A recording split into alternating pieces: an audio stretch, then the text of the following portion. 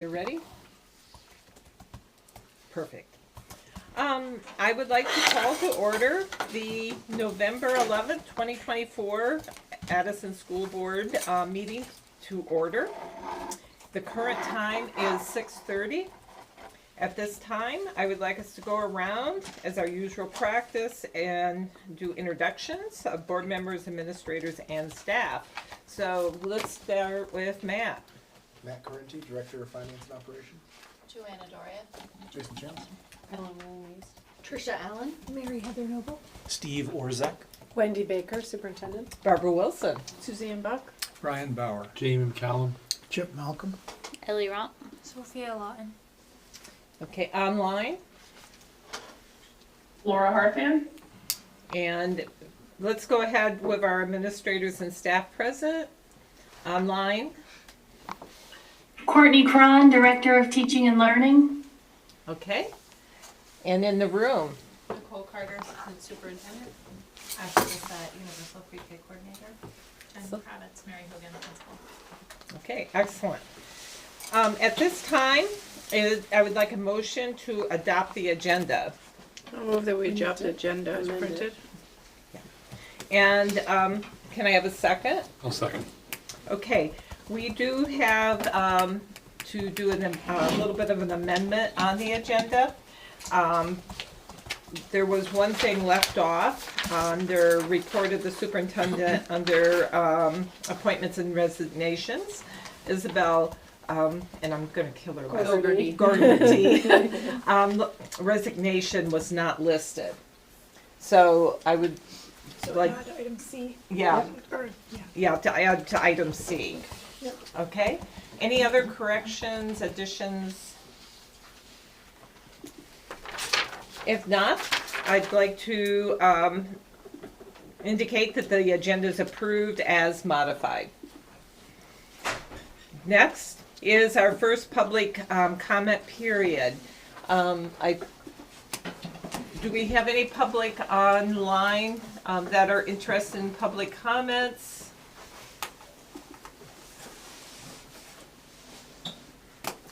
Are there any in the room that would like to make public comment?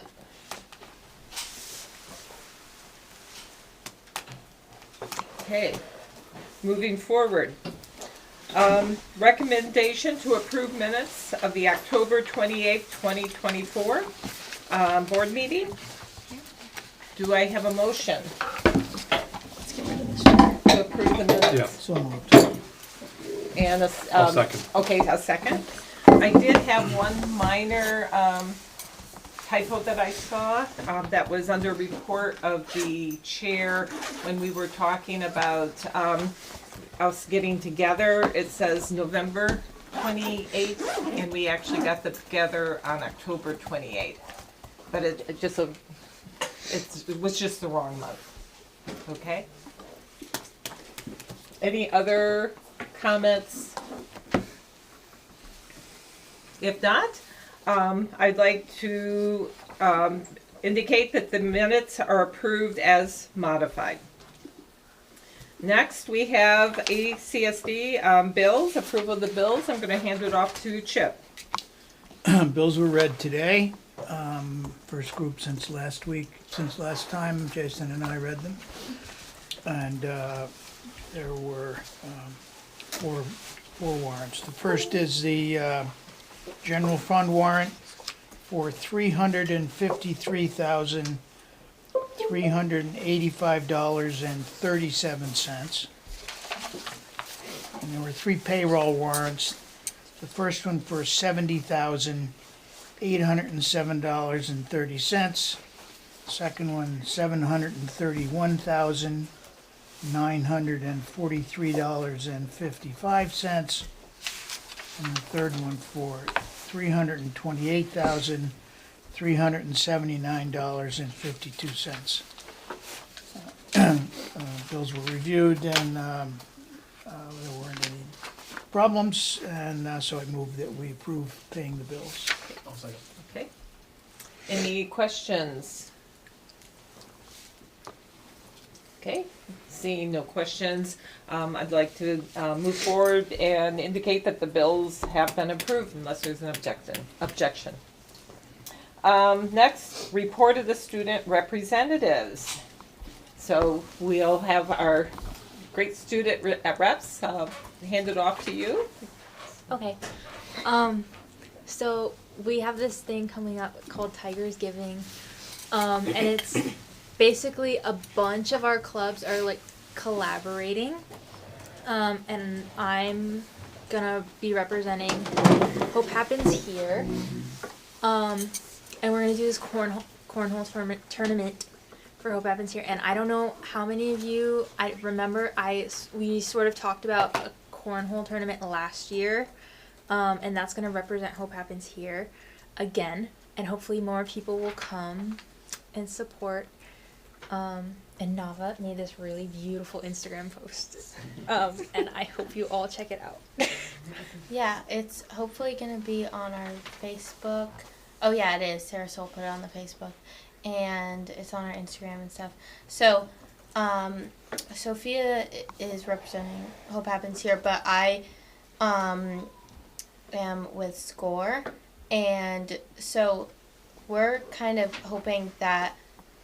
So this month is Hunger and Homelessness Awareness Month, and in honor of that, we're doing a canned food drive where the donations go to Hope, and we're hoping that because all of the clubs are kind of collaborating together with more people, we'll get more donations, and so yeah, we're kind of joining everything together. Also, MEAC, which is our school's environmental club, is doing a clothing swap where people bring clothes, and then the day of, everything's going to be in the gym. People, like kids from our school, can come and pick out like clothes to swap and stuff. And I've heard that they have like a lot of clothes. So Like a lot. yeah, so that's going to be good. And we're going to have snacks, and it's going to be a really fun like after school event. I think it's on the 20th, next Wednesday. And for the food drive, is there any way the board could participate? Oh, for sure. We're actually going to have boxes in our school all week, out kind of just by the front doors. So we're taking donations all week. Excellent. So all would be appreciated. And with the cornhole event, is that something where you're looking for Cornhole. the cornhole? Hole, I not know. Thank you. Is that something where you're looking for board participation, or is it really a school? It's after school. It's an after school event. I think we're looking for mostly student participation Okay. because it's sort of a thing for Hope Happens Here where Yeah. we try to like get students to like get to know each other, especially Excellent. like freshman class, I think, and stuff Yeah. like that. Build connections. Excellent. Mary Heather. I have one question. You mentioned the collaboration is kind of under this Tigers something. Tigers Giving. Giving. Okay, great. Like Thanksgiving. And then also just for board members who are interested in participating in the can drive, you can bring cans to the school when you come to the fall play, which is this weekend. It's opening on Thursday, Cool. and Friday and Saturday. Please come. Hey, Suzanne. So, wondering if you've also reached out to the elementary schools, because I know a lot of them also do food drives, and thinking that if you made it, like put a box in each of the elementary schools, you might get even more food. That sounds like a really good idea. Sounds Thank like you. a- Yeah. Yeah, I don't know if we've done that. I don't think we've done that before, but that would be a really good way to get more participation. And I think sometimes the younger kids and their parents, They get more really specifically. They get really excited about that. So. Yeah. Thank you. Good. Any other questions for our student reps? Thank you so much. Exciting. Moving on next is report of the superintendent. So I'm going to turn it over to Dr. Baker. We have 3 sections for you to consider tonight. The first is personnel appointments and resignations. As Barb said, Isabel Gorgody is a wellness educator at MOMS, and she's resigned also. I think she sent you her letter of resignation. I have copies of that if you need it. Otherwise, they're as presented. I know you like to read those into the minutes. Yep. And so do I have a motion to accept the personnel appointments and resignations. I'll move that we appoint Karen Calicott, paraprofessional 1.0, step 1, Kyle Lucier, JV basketball coach, step 6, and accept the resignation of Izzy Gilgritty. Okay, can I have a second? Second. Any discussion? Go ahead, Ellie. I understand that Gogarty had been interested in having an exit interview with the board. Is that something we were gonna do? Was that included It in, was in the the letter. letter? Yeah, we could definitely do that. Yeah, we should probably put it on up for discussion with the Executive committee. executive committee and Yep. consider adding that. Any other feedback or comments? I will say that I have kids at the middle school, and I have heard a lot of parents voicing their dismay about Izzy's resignation, and that it's really a blow to the middle school. It's gonna be tough. Any others? Okay, so if no other, I would like to take a vote. All those in favor of approving the appointments and resignation, please indicate by saying aye. Aye. Any opposed? Any abstentions? Okay, so. I'm abstaining as per usual. Okay, thank you, Laura, thank you. And the appointments and resignations are approved as described. Okay? Okay, so we have two presentations tonight on the superintendent's report. One of them, I want to invite Ashley Bissett up to join us for as she makes her way. Ashley, you might remember, has just joined Addison County as the UPK coordinator, taking Meg Baker's position. And she used to serve as a school board member for non-Abe school district, so she is coming at things from a different side tonight. Her presentation really is designed to give you a sense of where things are related to pre-K. You know, in Addison County as a whole, but predominantly in ACSD, you know, as you sort of get a sense of what's the lay of the land today. So without further ado. Sure, thank you. Thanks for having me, I appreciate the invite. My name's Ashley. I am new to this role. I started in July, but have been doing this work for quite some time. I was a program director for the last 11 years at Evergreen Preschool in Virgins, which is a UPK partner. Very familiar with this work, and you'll hear me say UPK a lot, and that's Universal Pre-K. So just to throw that out there. I have been doing this work for quite some time, previously in the private sector, so it's an interesting move into continuing to oversee some of our private pre-K partners, as well as working with and supporting the public pre-K programs in all 3 school districts. So my program was in Virgins, so I worked really closely with Addison Northwest. My kids go to Mount Abe district, so I've worked really closely with that district too. So this is a little bit of a learning curve for me to understand Addison Central, to get to build relationships and support here. So it's been great. I've learned a lot. I'm excited to share some of the stuff that I've learned. Feel free to ask questions. So I think first and foremost, what I want everybody to have a baseline understanding is like, what is universal pre-K and what does that look like under the law in Act 166. So it started in 2016. I'll be honest, it was a little bit of a rocky implementation, and it smooths out a little bit. It's gotten better. All 3, 4, and 5-year-olds are eligible. Some people might say, why 5-year-olds? Oftentimes, there might be a 5-year-old who's on an IEP who might be showing some delays in different domains of development, and the team feels it's best for them to do an extra year of pre-K before starting kindergarten. So we do also cover 5-year-olds until their 6th birthday. So once they turn 6, the funding ends. The tricky part of UPK is that it has oversight, dual oversight over the Agency of Education and Child Development Division. So there's kind of 2 silos that are holding it. So there's, that can be a little bit difficult. There's over 400 partner programs in the state. Interesting, half of those are private, 37% public, 10% are family child cares.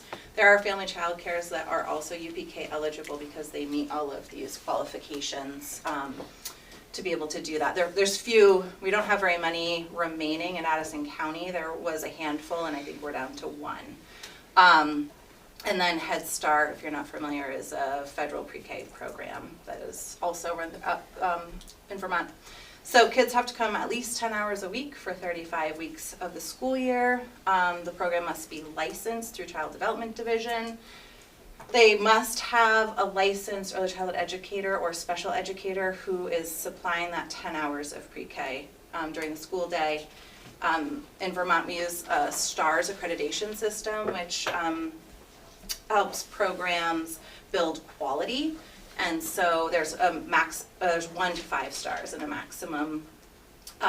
So programs have to have 4 or 5 stars, 3 stars with a plan on how they will hit that 4-star mark or have the national accreditation.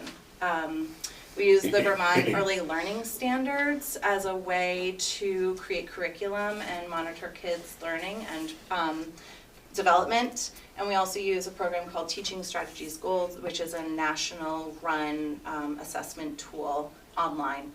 And all programs are required to assess twice a year. This year, where each family receives $3,884, which is reimbursable to their tuition at their pre-K.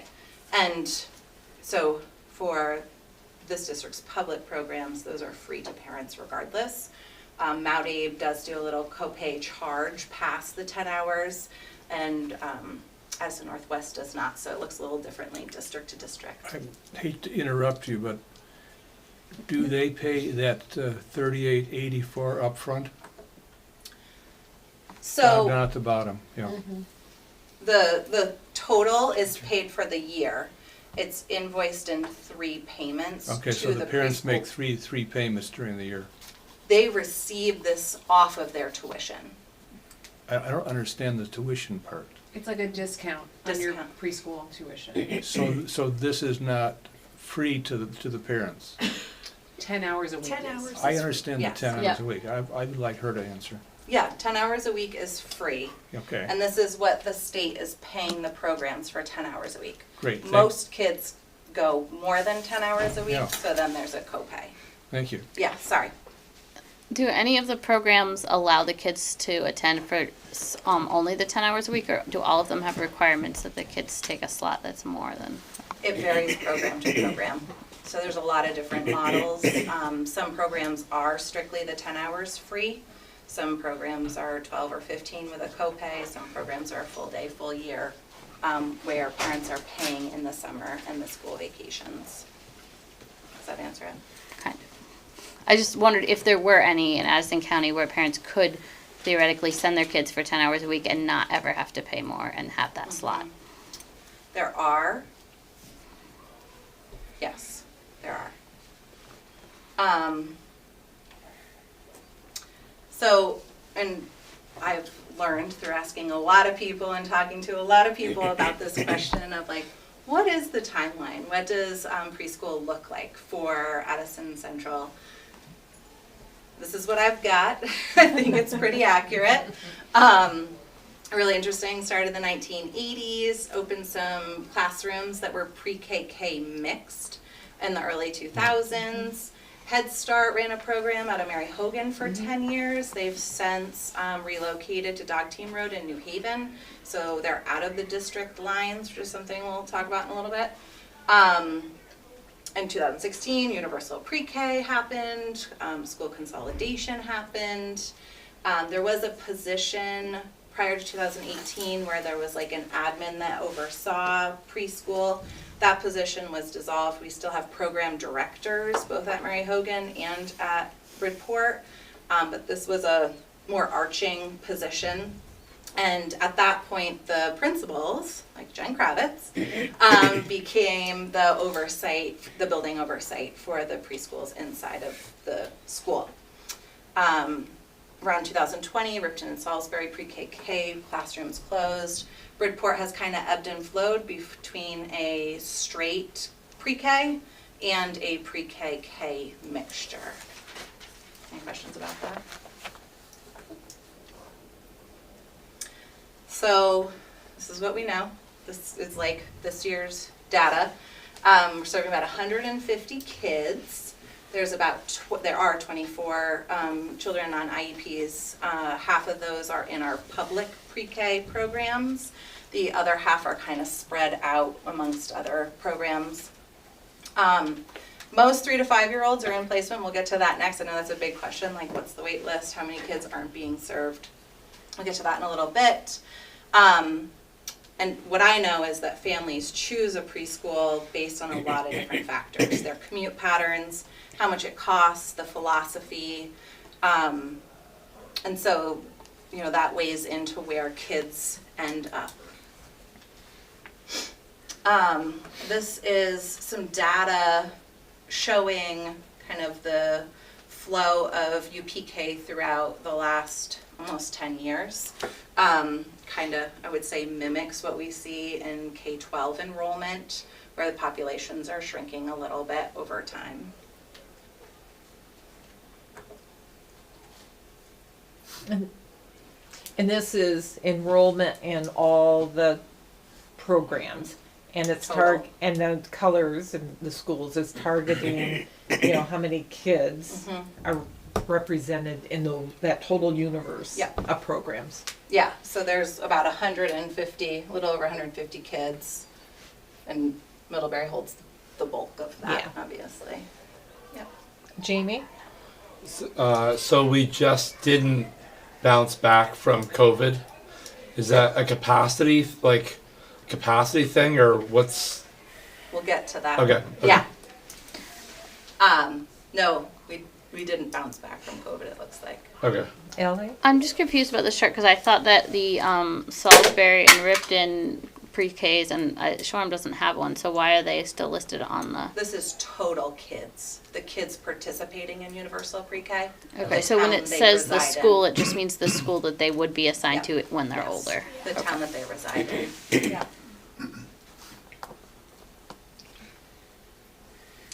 This breaks down kind of where kids are in pre-K.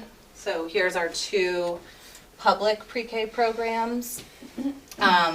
Mary Johnson, you see, holds a bulk of them. They're located right here, literally right here. Corey Hill also right inside Middlebury's lines. They hold a bunch. Wren's Nest is out in Bristol, so they're outside of the district lines. And then kids are kind of spattered in little bunches. There are a few programs that have like 1 child from the school district that I didn't put on this graph.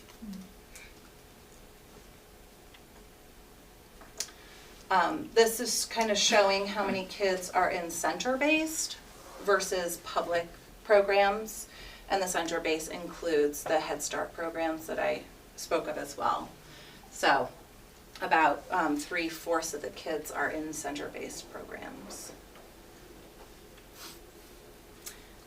And then when we talk about pre-K, we talk a lot about regions and district lines.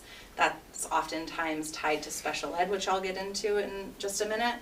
So it's also just interesting to kind of see how many kids are in pre-K inside ACSD lines, how many are traveling to a program outside. Little data about how old the kiddos are. There's a lot more 3-year-olds this year. That isn't always going to be the case. That's going to ebb and flow. And there's a couple 5-year-olds. Again, just breaking down numbers, you know, how old kids are, where and what town they live in. Go ahead, Ellie. Do we have a sense of how many children are not enrolled in a pre-K program because they're in like a private childcare and their parents can't transport them in the middle of the day to a center for the pre-K? So the 3 and 4 year olds who would be eligible if their daycare center was accredited, but it's not. Almost all of the local programs are in partnerships. I meant like a sense of how many 3 and 4 year olds are in daycares that, like the home daycares that you said are not. I'll get accredited. to that in a minute Okay. too. So when the school district preschools go to enroll, they have an interest survey that families can fill out. This interest survey is sent to DCF, to CSAC. It's posted on the Facebook page. It's posted on the website. It's sent in the newsletters to school, the school newsletters, the elementary school newsletters, out to families, really trying to get the word out. They collect all of those applications, kind of look at needs, assess who's interested in the program, whether it's Mary Hogan or Bridport. And then there's a team that reviews that includes the building administrators, the pre-K staff, teachers. Nicole, are you in on that? And come together and try to balance out how they're going to fill these spaces in enrollment. And so something that's kept in mind is this third concept of trying to balance supporting children who are on IEPs who need a SLP close by or who need special ed services, children who are coming from vulnerable populations and need some extra support or might be at risk, and then a third, children who don't necessarily fall into either one of those categories. Okay. Yeah, Brian? Brian. Yes, in the third category, describe the kids that go into that. Are they normal, or do they also have disadvantages? Which third are you referring Right there, to? 1/3 children who don't meet the above qualifications. Yeah, so a child who does not have a disability and who isn't at risk in any capacity. And that information is taken from the intake. Okay. I'm a little confused about the children with IEPs. This is before they're even in school. How does that get? Children essentially can go on an IEP before they turn 3. It looks a little differently and it's held in a different wheelhouse. Children's Integrated Services at Parent-Child Center oftentimes works with families and helps with that part, the birth to 3. Then that transfers over when a child turns 3, then the school district houses it. They're normally considered developmental delays, Yeah. IEPs, so then it's a whole different Yes, it's set the of. birth to 3 that kind of captures and identifies those students.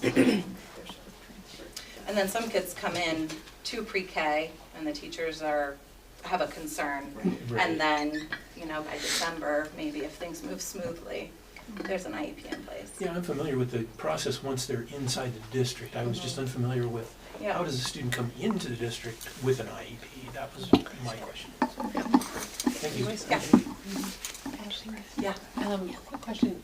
I don't know if this is true or not, but is it correct that the 2 programs that are operated through by the district, Mary Hogan and Bridport, tend to wait until other programs have made their enrollment decisions? Excuse me. To sort of create a cohesive, to make sure that there's as much availability as possible, that people get into somewhere, and then that there's availability in the public programs too. Yeah, I believe that is true. There's also programs that do rolling admissions, like Mary Johnson is a rolling admissions. And then a lot of the private pre-Ks start February, March. There's just sort of a coordinated ecosystem of these programs trying to work together to make sure kids have somewhere to go as much as possible. Right. So this is current this year, right now, as we speak. Mary Hogan has 2 classrooms, Bridport has 1.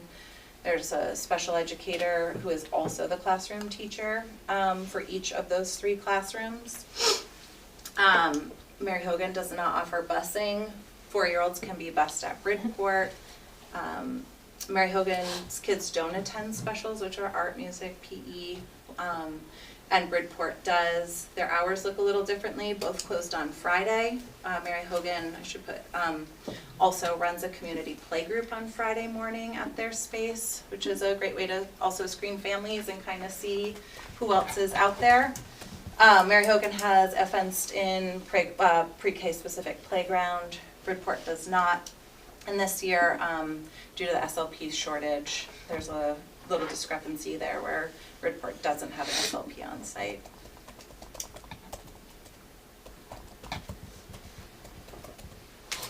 Well, that not cut off too bad. This kind of breaks down the enrollment by town and by age. So at Mary Hogan, most of the kids are from Middlebury, but there is a chunk of kiddos from Ripton, Cornwall, and Salisbury. Again, heavy on the 3-year-olds, and I think there's 2 5-year-olds that are continuing a 3rd year. Could the 5-year-olds also be because of their date of birth? It could be, yeah. In most cases, when that decision happens, like in my experience and talking with my colleagues, it is a team-based decision where the parents and the school who both feel that it's in the kids' best interest. Because we do have a date for enrollment. September 1. Right. 5 by September 1st, or 4 by September 1st. Yeah. And then things look a little bit different at Bridport. Most of the kids are from Bridport with a decent group from Shoreham. They have more 4-year-olds than 3-year-olds, which is interesting.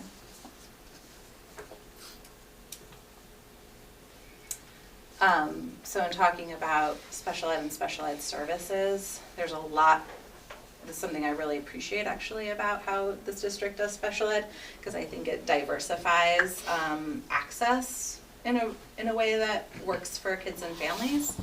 So with a child who's on an IEP or is being screened because there's been an identified delay, there's just a whole host of ways that the district comes around kiddos. So a child could come to the district program and be under the oversight and support of the special education teacher, who is also the classroom teacher. If they attend a private program, which we saw that most of the kids do, attend one within the district lines, right? It was like 3/4 of them. Then we have outreach special educators that can go to the program.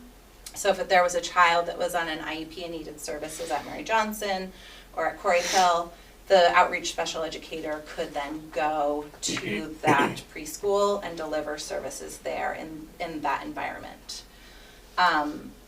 Families can also come into Mary Hogan. There's a space set up where families can come in and the child can receive services on site there. They can happen at the playgroups on Friday in a more discreet manner, especially if their IEP goals around like social emotional development, where you need a peer or a group of peers to be able to practice those skills. And then there's also, again, the SLP, there's a little bit of an SLP crisis. So there's an additional way for students to be receiving speech services, which is really, really common at this age. The one thing that makes special ed really complicated is that they can't leave the district lines. So if you have a child who's on an IEP and they are going to a preschool in Heinsberg, that SLP can't travel to Heinsberg to service them. So then some accommodation has to be made for the family to come this way, meet at the closest school somewhere within the district lines. It's a lot of info. No, I guess I'm just thinking, because obviously with the effort, you know, the third, you still want to balance and make sure that you're sending students to those partner programs that are outside the lines. But then I guess I'm just wondering the process and how you work with families to figure out which kids end up going to those places outside the district lines where getting services is a larger challenge. Yep. Fortunately, I mean, I don't have that data right in front of me, but most of the children who aren't at the district program and are on an IEP are within the district lines. So I don't feel like there's a huge gap this year in that, but there could be. And I think as a mom, you know, when you're like, okay, well, I work in Burlington, and I want my 3-year-old closer to me, and I'm driving to Burlington, and they can supply me full day, full year childcare, they're not gonna come to a 6-hour-a-day public pre-K program that doesn't have vacation and summer care. And so these families are having to weigh, you know, those kind of basic needs when selecting where they enroll. So do all of the partner programs that are sort of private programs, do most of them offer the sort of summer and Mary Johnson, which you saw was the biggest one, yes. It's full year, full day. I think they're 7:30 to 4:45, I believe. Don't quote me. Otter Creek, yes. Quarry Hill is not. It's a school year program. Okay. Gotcha. Any other questions about the special ed stuff? I have a quick question. If kids do not enroll in any of the programs but they need special ed services, can their parents just receive those at home and they not go at all? Yep. Yep.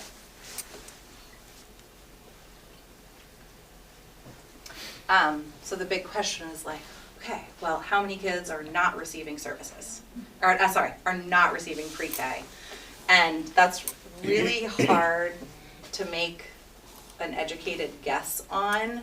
So for me, being asked that question, I felt like, well, let's look at the data of this year's kindergartners and see out of those kids, how many did not go to a preschool program. And I was shocked that two out of 91. And I also was talking with my colleague over at Mount Abe, looking at their numbers too, and it's very similar. And for some of those families, it's a choice that they make, that they just don't want to do pre-K. Some kids are just moving in from out of state, and maybe they had a different option in the other state and weren't able to use it there. It was too expensive. So there's some factors that come into play with why a child doesn't participate in the UPK offering, but I thought that was pretty good. I'm just curious, has there been an effort to look at, some historical data even, like the first grade class, and see, obviously 2 out of 91 is great. That it shows most kids have been accessing this. But I'm just, that's just a point, so I'm curious. This is a snapshot, agreed, Yeah. It would be fascinating to kind of go back and look at more longer term. Yeah. So just some universal challenges in pre-K, and when I shared this with Nicole, she goes, sounds like K-12. Finding high quality staff and keeping them, finding substitute teachers, there aren't any. Delivering special ed to kids outside of the district, we actually talked about. Transportation is like a really big thread that's coming up for me, especially when we're looking at our unhoused population, and once they identify as that, they're getting support, which is great, but sometimes that takes a little bit of time, and maybe the district doesn't know, and then the migrant population is another big thing that's coming up in my mind, about how to support getting them into UPK programs. Supporting children with challenging behaviors, I think we're experiencing that everywhere. Prioritizing staff breaks and sufficient planning time is always, especially when you're running a full day program from, kids are there for 9 hours. It's really hard to keep an 8-hour workday and staff that on both ends. The rotation of staff changes. You have to be in compliance with ratios. So if you have 20 kids in the classroom, you have to be cognizant of how many adults are there, and then professional development, coaching, and mentoring is also just something that is tricky. Question. Yeah. Go ahead, Brian. Would you like to go ahead? Oh, no, go ahead. Okay. The when universal pre-K was created, what was its purpose? I believe its purpose was to get more children into preschool because we were seeing the benefits of that long term. And how did it get divided? Basically, two-thirds kids which were vulnerable or had disabilities, and 1/3 semi-normal. How did they develop that breakdown? There are a lot of families out there who would love to get in this program. They have 2 people trying to work, and 2 hours a day doesn't make it. And if they don't fit one of these 2 categories, it's even more difficult, as I understand from what you've said, for them to get this service. We don't have any programs that are only offering 2 hours a day. I would say there's programs that have part-time programs and Okay. full-time programs. Our school district programs are running 6+ hours a day. So I don't think that model of 2 hours a day, it really is existing Well, that's what I heard, anymore. that's what's being offered. That's what they That's what pay they get for. paid That's what for. they get for. That's what the state gives us money Okay. for. Yeah. And then the parents have to Make up the difference. make Yeah. up the difference. Yeah. But not if they're attending the Mary Hogan program or the Bridport program. Okay, thank you. And then there's childcare subsidy, which also offsets costs. We won't get into that Okay. tonight, but there's No, a lot that's of fine. funding. That's fine, thank you.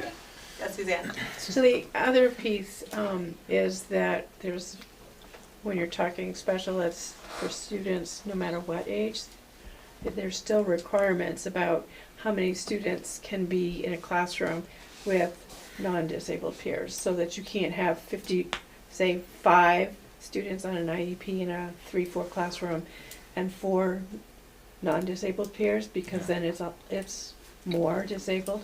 So That there's would make sense, yeah. there's all sorts of regulations that they still have to protect. Did you form that regulation? No, I didn't, but my son was in the triple EEI program when it was here in Middlebury, so. Okay. Yeah. Okay. Actually, Mary Heather. Mary Heather? Well, 2 things. First of all, I just want to caution that, I just want to make sure we're being careful with our terminology and this idea that normal is somehow Yes. different Yes. than disabled. I really How have a would you problem- define that category? I have a problem with that. I'm All right, just stating that how would upfront. you, which term would you rather What I'm use? saying is that you can identify children as being identified as having a disability by law under the Individuals with Disability Education Act, and students who don't meet those definitions under that law. I have a real problem with characterizing kids who don't meet that definition as normal and kids who do as somehow What not term would you apply to the This is- I'm 1/3? just stating my Point of order. concern. We're not talking in Okay, a fine, cross. fine. Yes. So I just want to point that out. Yeah. I think we need to be very respectful of all the students that we serve. Secondly, I have a question just about how, I'm thinking primarily about families' ability to pay. And how it's determined which families are sort of able to go to the public programs that don't require, a tuition. Recognizing, and I'm thinking a little bit about Ellen's point, how there's a coordination among all the programs to try to meet the need in the community as best they can. So can you talk a little bit about how, if you've got a family who has a concern with the ability to pay for pre-K for their student, are there sort of public spaces saved for those families who have that demonstrated need? I'm just wondering how that works. Looking to the crowd over there. They're saying no. However, there are other avenues to support families. Child care, financial assistance has gotten a big input of money over the last year. You're probably aware of that because it's been all over the news. So more families are income eligible for support, which is on a income-based leveling. And then also there is family support money that can also be used. So if there's a family that's like, the mom just got breast cancer, and she's out of work and they need support because they need the child in child care because she has to go for chemo treatments. There's family support dollars that can be utilized right here in Addison County. We have a person that works, that's her job, to support families. So do those families receive assistance from you or someone else in the district to apply for those things, or are families kind of left to their own devices to secure that I would say funding to help them? As my role, just running my own preschool, Yeah. right, I always had this like tunnel vision, like this is what I'm doing. I always work to help support and get families in touch with the resources that they needed to survive. And now that I'm in this role and I'm visiting all these programs and I'm talking to everybody, that's kind of collaboratively how we're loving and housing our families in early ed. And I feel I feel like the other program directors are very well versed in what supports are available, and when something comes up, they're like on it to support them. So there is definitely money there for families who don't get into a free program to help offset those costs. Just to put a finer point on it, you can now earn up to 650% of the federal poverty line and still qualify for some kind of subsidy. Okay. And it's reshaping early ed. It's amazing. It also means that the families benefit and the programs benefit. So there's a lot of current expansion, there will be more expansion, and the programs benefit from families enrolling in that. And so programs are heavily promoting it. And I think trying to help families, it's the first year of its implementation, so trying to help navigate the paperwork, which is not easy. But from an affordability standpoint, I think the other reality that you sort of brought up too, Ellie, right, is like the logistical implications of childcare, or of pre-K programs and childcare programs, so pre-K. And so when a program ends at 3, or if it takes all the school breaks off, including the summer, there are other kinds of implications for families that can make it unaffordable or just unmanageable. And so that's another access problem. But money is flowing. It's great. There's a lot of money coming in. I think that money is coming out of the ed fund. It's Child care payroll subsidy? tax. Yeah, I mean, it's partial. It's a partial payment out of the ed fund? No, it's partial payroll tax. They instituted a Right. payroll They tax. just have that. Yeah, 2%. Yep. I mean, what the district's paying. Yeah, there's some ed fund payment that relates to this. I can't quite think of what it is, but we may. Yeah, I figure don't it know out by about the it. end of the I've night. always thought of it as like it's that payroll tax is the. There is something on the ed fund, but. Yeah, the ed fund pays obviously for the part Beyond. that everybody's reimbursed in terms of the costs, that through the weighted predates. formula. Yeah, it does, but it seems as though there's something else in there too, so I'll have to double check. So for example, Mount Abe runs a full school day classroom, and they do charge a copay to families. Families are also eligible to use subsidy to help pay for that copay. So they do run their full day program more like a private pre-K program where it's not completely free. And that started out of COVID when their after school program expanded to meet the needs, and primarily they were like, we need to get our teachers back to work, so let's start an early ed program and build this up so our teachers can get back to work, and then it just kind of kept trickling into something a bit more, so just a different model. A couple of comments. I mean, this particular issue obviously has a huge range in understanding from this board, okay?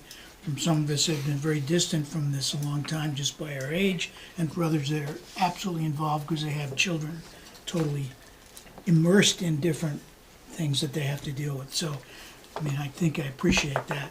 I guess one of the questions I would have, and because as a school board member who is in that category that doesn't understand it all, we get sort of looked at as trying to solve this issue, whatever it is, okay?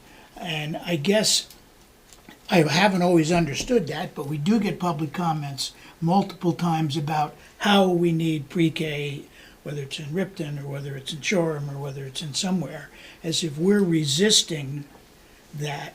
Can you just touch on that a little bit as to how not just this district but other districts are sort of maneuvering that dilemma, because it is a dilemma. I mean, it's a dilemma for me to try to figure out, what do I do as a school board member? What do I support versus, boy, I don't have control over that.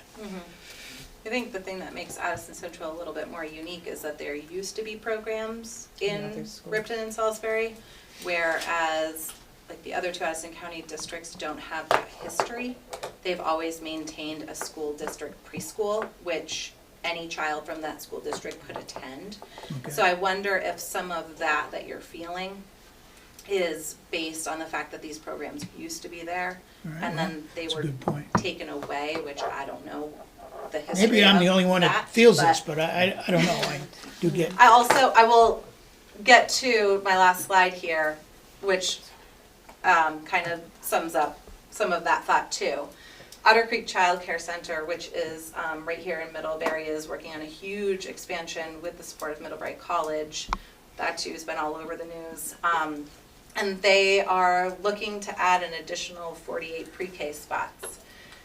So I said to their director, Linda January, well, are you gonna fill those?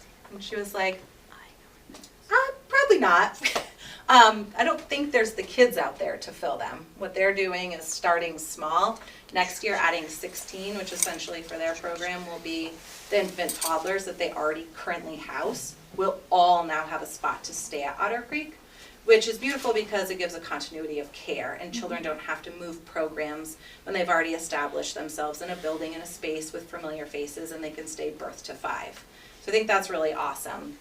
What I do think possibly will happen is that if there are more full-day, full-time spots available in Middlebury, then some of those outlier spots might come back in.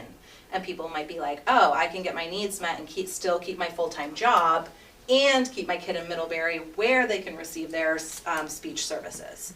So that could be a really good thing for everybody, and that's my little vision.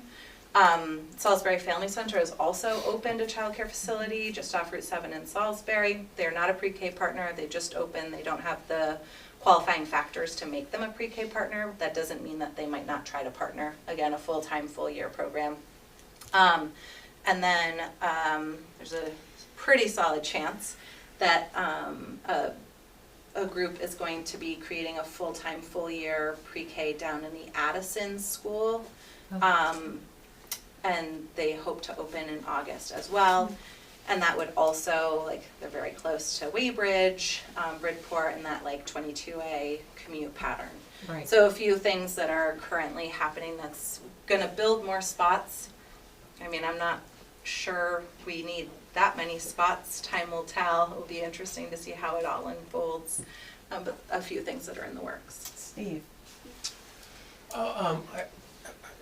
When Mary Heather made her comment about characterizing some students as normal, she said that it was her personal reaction, but I looked around the room and every single board member had a bad reaction to that. So I want the members of the public and the press who are here today to hear that this board does not condone the characterization of students as normal and not normal,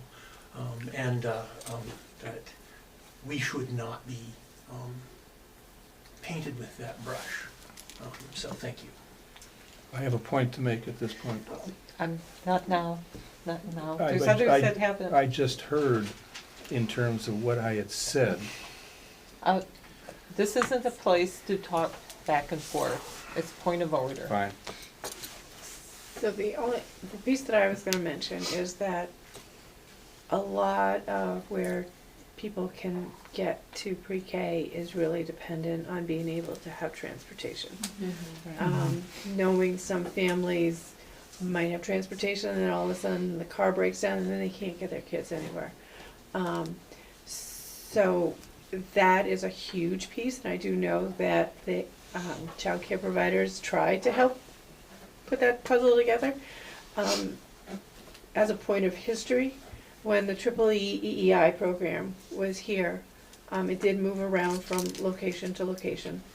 I think its last location was at Mary Hogan, but at one point they did have a van that would bring the students home. You had to bring your own child there, but they would bring the kids home, which was quite helpful. So that's just a little more of a history piece for you, Yeah. but also to let people know that the transportation is huge for these families. Parent-Child Center does bus a majority, I believe, of their kiddos. Yeah, they do to have a and from. van that. Yep. Yep. Ellen. Actually, do you know how many pre-K providers in our district are not universal pre-K partners? So Aurora Preschool is one. Again, it's a very high quality program. They're awesome, but they are not pre-qualified. And then there's two faith-based programs in Virgins that are not pre-qualified. Okay. Because it occurred to me also that in Otter Creek expanding, it's a universal pre-K provider or partner, so that also means that potentially families can take advantage of that program when they're interested. Very true. Yeah. Actually, do you, based on what you know in terms of how families make this choice, would you see 48 spots opening up from a partner pulling folks from Mary Hogan's public program because of that extra flexibility for the summer and the vacations and things of that nature? It's possible, especially if they can also get their services there. It's possible that some families might be interested. Something to keep an eye on. Yeah, I mean, it's tricky to have to figure that out if you're not a teacher. Right. Yeah. Thank you, Jamie. Jamie? Yeah, I have a question. I guess I'm not sure if this is your wheelhouse question, but like, do we have any? What is the knowledge about like kindergarten readiness or something like? A lot of this is for all the reasons is about quantity, and I think that's awesome. I'm just curious, like when people come out of these programs, do we know like are most of them ready to roll in kindergarten, or how does that? The state does keep. They do a kindergarten readiness survey. Okay. That is public. Okay. And I believe our teachers probably already submitted for this year's group of kindergartners. I see. That's how it works. That's a very quick and straightforward already doing it way to look at that data. That's done for the whole state, but it's divided into school districts when they send out the report. Okay. That is one place. I'm certain, I don't know, my predecessor, Meg, is here. Gold. Oh, yes, and the Teaching Strategies Gold Assessment Okay. can also show some of those indicators. Thank you. So we've kind of gone beyond our time, so no, thank you. We asked a lot of questions, so it's our doing. So thank you so much for coming in. This really helps. Oh, and I also just want to say as I end that the preschool programs in our county are more than happy to entertain visitors. Oh, cool. So if any of you are interested in visiting a program and you need a contact, let me know. I will hook you up. And you can kind of go and check it out and see what things are going on. They'd love to have you. Excellent. Thank you so very much. Building upon Ashley's presentation, we have our budget development number 2 with Matt taking us through where we are now and some thinking that we would love for the board to do relative to providing us some guidance in terms of a feasibility target that we can then begin to back into relative to where you would like to see us draft toward in the FY26 budget. We need 30 seconds. Stretch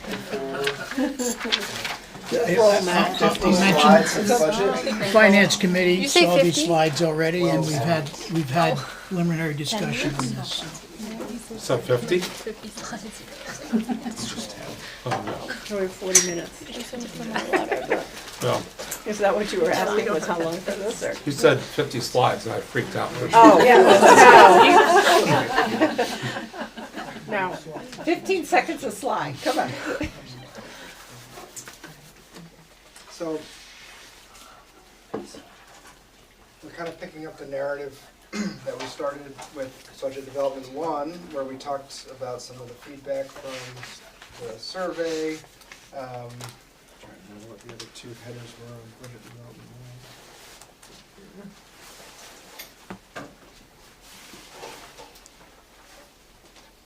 Talked about the FY25 budget profile. We talked about some district data. So picking up the narrative, as you all know, the budget development process is a narrative because it starts early and it goes through several phases. We don't know how it's going to end while we're starting it. There's still a lot of time left to go, a lot of work left to do, but we kind of focus in and gain granularity and definition of how the picture is shaping up with each iteration, and that moves us closer to a final plan. So tonight, we're going to look at feasibility targeting. We'll talk about that, and then first we're going to talk about performance modeling, which we sort of teased at the end of the last meeting, where I expect that you all talked about it as I was going out the door. So, we're going to start with some of the internal side of things, and that's really just the performance modeling side of things. And then the next part is going to be where we talk about feasibility targeting. Internally, we are working with some guiding budget strategies. These are the big three that we are trying to use as the guiding principles behind our budget work. So, first and foremost, identify and address programmatic inequities. This is, ties right into the implementation of the strategic plan and is, one of the most important pieces of the puzzle here. Kind of stemming from that are the strategies to strengthen universal instruction and streamline student services. And those two things are related in the sense that if you're thinking of a triangle, right now the triangle is a little bit upside down, where there's a lot of resources and a lot of work spent on recovery, and I think that by streamlining student services and strengthening universal instruction, the idea is to kind of flip that on its head, so the universal instruction leads the way. We've been working on this stack model to show different types of expense as they all kind of relate to the big picture of the budget. And that's a little bit cut off down there, but what it says is operations expenses, including facilities, technology, food service, and transportation. This is one of the foundational elements of the budget that we have to pay to have heat and lights and internet and food and buses every year. The next block on the stack is our educational quality standards and board policies. So these are the legal and board policy based standards which create the expenses for a certain amount of teachers, a certain amount of administrators, a certain amount of nurses and counselors and paraeducators. All of those things stem from a legal and enrollment basis. How many per student is the question that we're asking to allocate resources to this block. Similarly, we have the sort of non-personnel side of things, school supplies, materials, and you can probably add non-special ed services in there too, so contracts. These are allocations that would affect all students and therefore be divvied up on an enrollment basis based on how many kids were in each school. That helps guide our supply of materials, budget, books and periodicals, things like that. The next block is student services, and this is where we're starting to transition away from an enrollment basis to a need basis. This is largely individual or group need that's identified. There's a legal mandate behind all of the services that we are providing within the student services budget, and so that goes on next. After that, we have things which we could categorize as student opportunity funds. These would be non-personnel funds that are allocated for the sake of presenting all students or a specific group of students with an opportunity that wouldn't be anywhere else in the stack. Some examples of that could be Key Waden Camp, sort of a set allocation for every student who's a 5th grader to go to Keek before heading to MUMS. One that's been in the budget for a couple of years right now is the field trip fund. So there's a $25 allocation per student, which is really just an opportunity fund to set up the ability for kids to go on field trips. The last piece is targeted equity allocation. So this is where performance-based budgeting comes in. This is really stemming from that first budget strategy, which was where do we spot programmatic inequities and how do we figure them out? And a lot of times the answer is that we don't know. And so we have to have funds that are allocated towards targeted work, targeted goals that have sort of a trial and error or trial and report back nature to them, a cycle of performance and measurements to them. And that's where, we're seeing equity budgeting kind of happening right up here, where we're making an investment, identifying the data behind the investment, and then measuring the results. And then at the end of that measurement process saying, was that a good investment? Was that a terrible investment? Or do we not know? We need to do it another year. Again, that type of option that doesn't exist anywhere else in the stack. So that's really where the strategic plan zone is. Our biggest leverage over inequity exists up here. Here's the triangle again. I think we talked a little bit about this last time, but this is one of the guiding rubrics for the work that each principal and director are doing within their own departments or school buildings.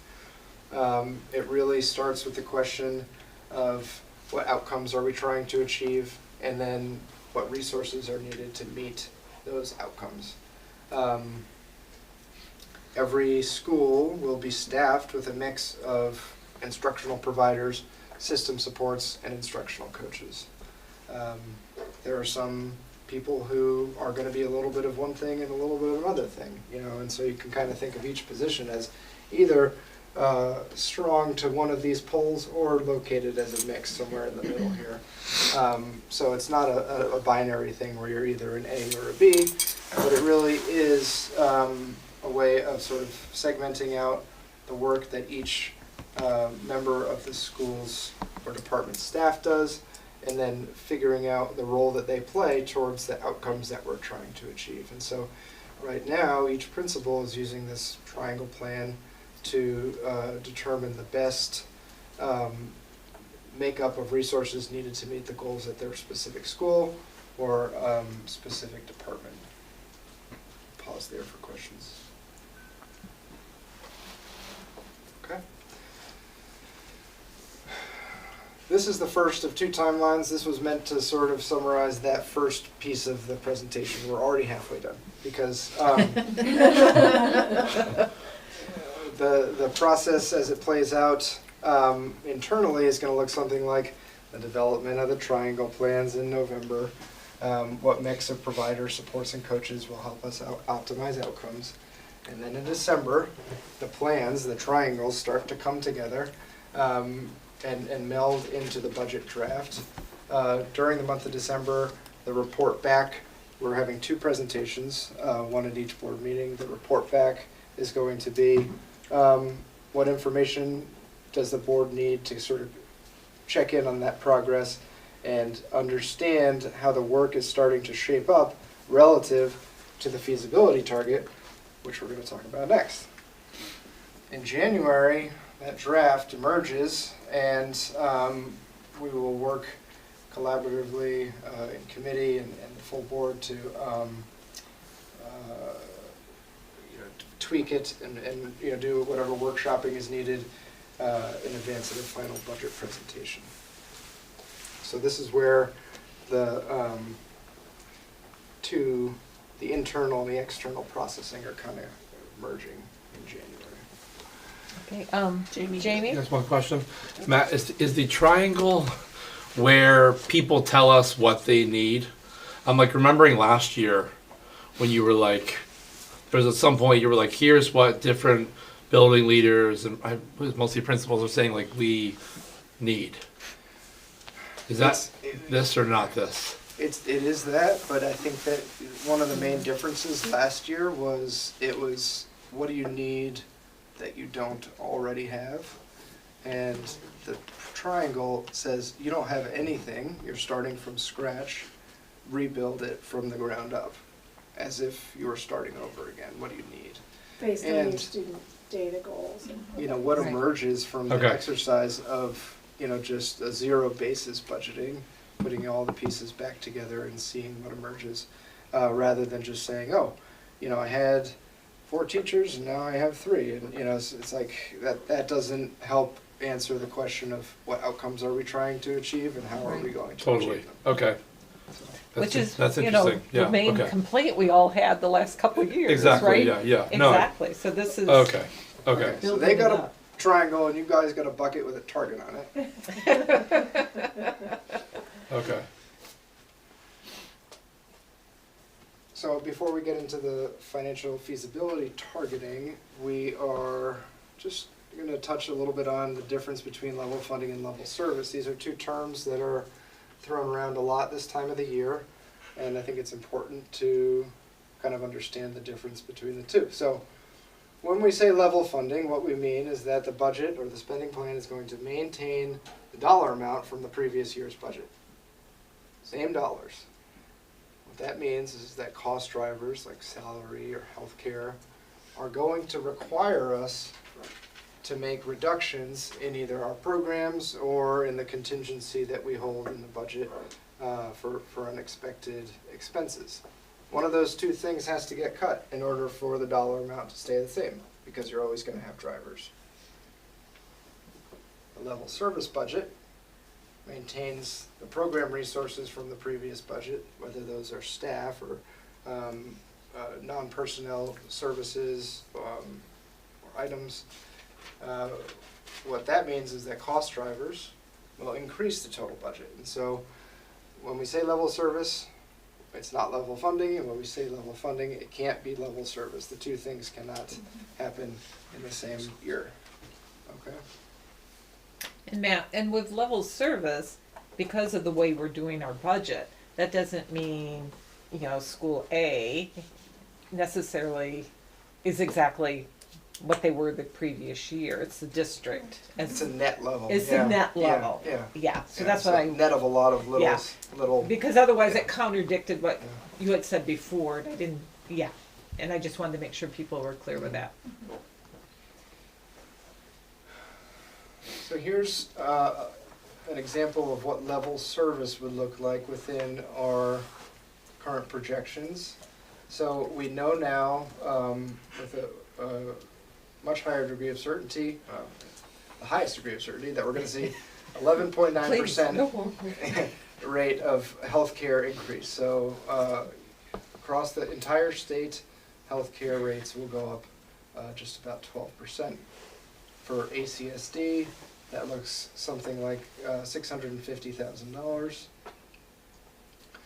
Staff salary, so these are our non-union staff members, are receiving scheduled 6% to the base year-to-year increase, plus STEP, plus the implementation of the VMERS retirement, so that they're switching from the 403B retirement program to VMERS, which is a negotiated part of the master agreement, and will be a net cost driver of you know, maybe 100,000 or so. I think probably less than that. Depends on what the participation rates wind up being in the first year. But we're looking at about 300 all told from the staff driver. Teacher's salary, scheduled 5% to the base increase plus STEP, comes out to the tune of $1.15 million of new money.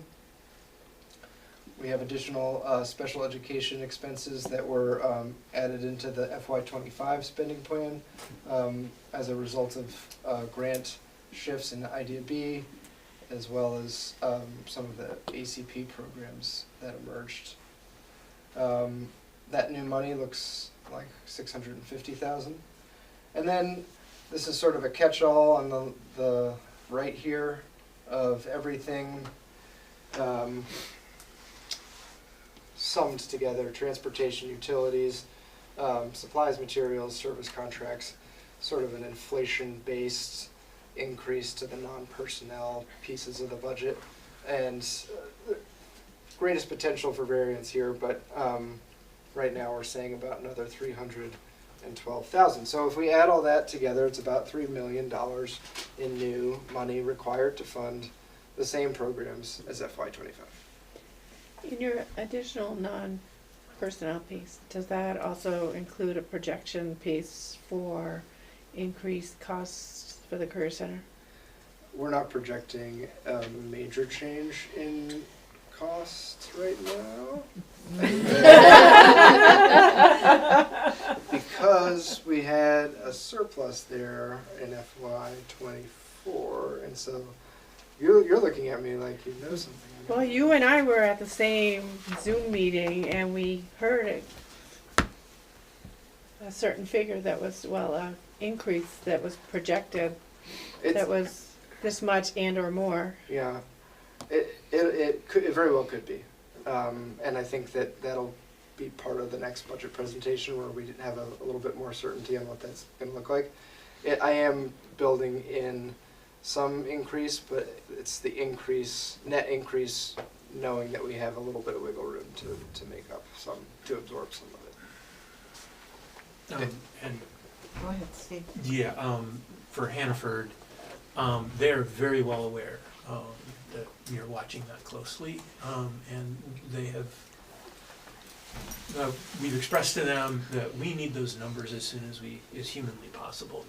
But I have to warn you that there's a situation over there that could delay those numbers.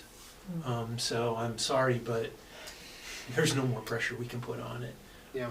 And so you may not hear that for a while. It's about $1.4 million of tuition that we pay to Career Right. Center.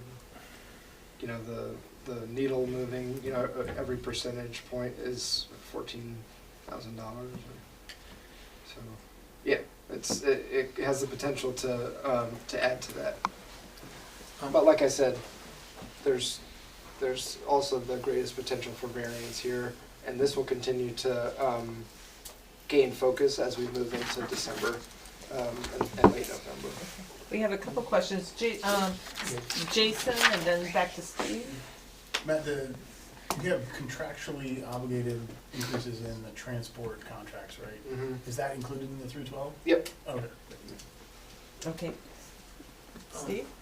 For the VEMR's estimate, the $100,000, that seems a little low because all new employees have to be part of VEMR's, and there's some grandfathering. There's a little bit of grandfather, yes, but And they also have the option to take VEMR's. Remember, it doesn't mandate that anybody who's an existing employee has to start participating in year one. Any new hires are mandated that they have to start participating in year one. And so it draws the line. Okay. We don't know that everybody is going to immediately jump in. We also know that some of the people who are the heaviest participants in 403B have a grandfather into sunsetting that, and so they might not elect to do VEMR's because they're within the 5-year retirement window, and so they're going to stay on 403B and sunset that way. So we don't. It's up in the air a little bit. Okay. But yeah. Sorry. Any more questions? The new money equates to about 6% of new expense if we were to roll over the budget. This level service rollover budget is a 6.1% budget.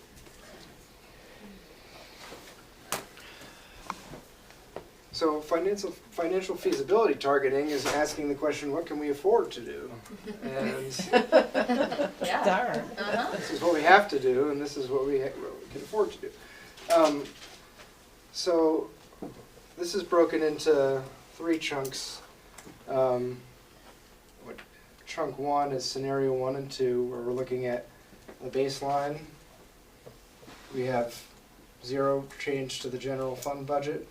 This is our enrollment figure, LTW ADM from this year. This is what our per pupil spend is at the end of all of that. In scenario 2, we're going to add weight because we think that our LTW ADM is going to go up. We don't know for sure because we don't determine that, but we think it is, and this is the most we think it could go up. And so we've added all the weight that we possibly could identify getting and kept the general fund fixed at 0%.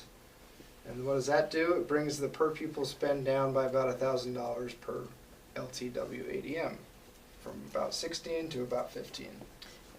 Matt, remind me when did they come out with the LTWAD? December 15th.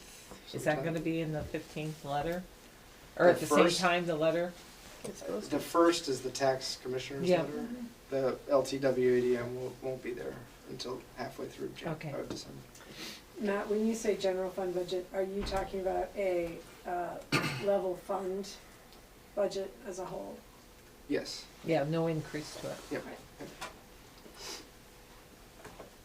Ed spending comes from the general fund though, so it's like, yeah.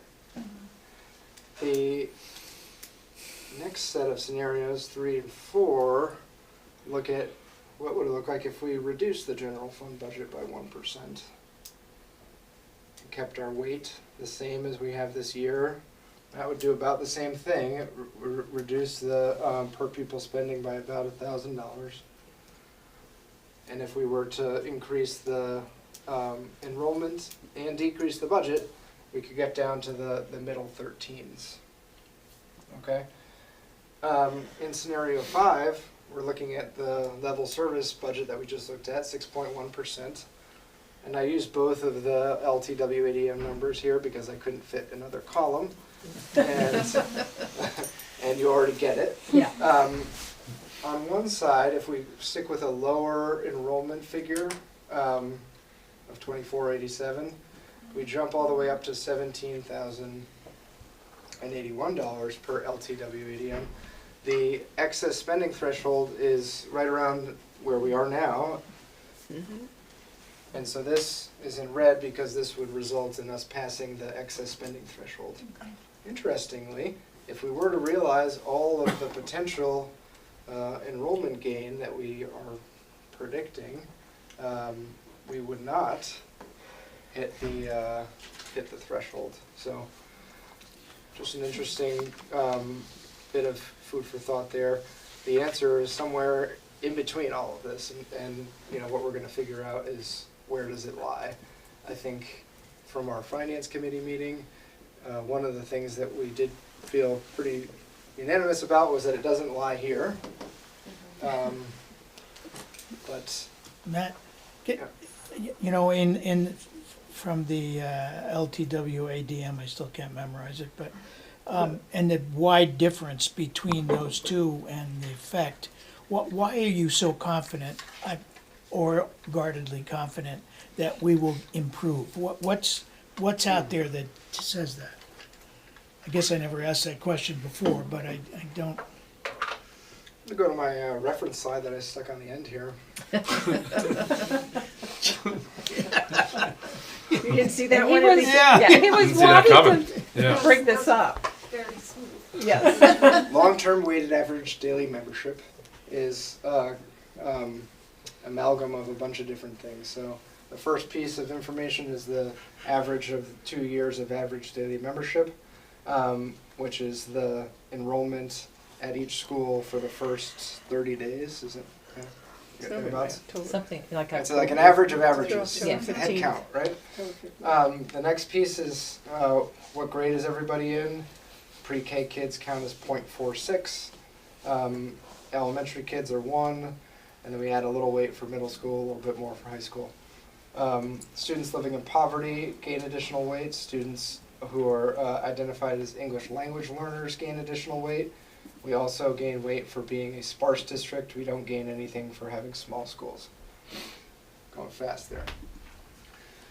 In FY24, we had some low numbers in students identified as living in poverty and students identified as English language learners. The data now suggests that we're looking at a 34% jump in poverty numbers and a 32% jump in ELL numbers. ELL students receive an additional 2 LTW-ADMs of weight, and it's 1 point something for free and reduced lunch. So a substantial increase in weight comes from these two factors if the data proves to be what we think it's going to be. Again, it's this tug of war between what the state thinks our data is and what we do, and nobody knows until we know. But we can expect, I think, somewhere in the 2 to 8%. This is the high end 8%, which was used in the calculations here. He did present this. I apologize for my question, not responding No, that to was what he good did. for us. No, It was but good for us.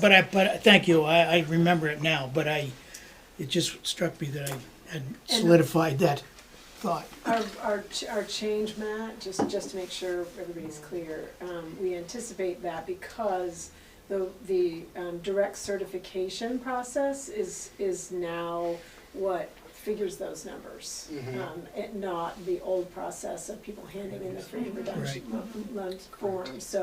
So there's a better way of capturing that information that is connected to statewide funding.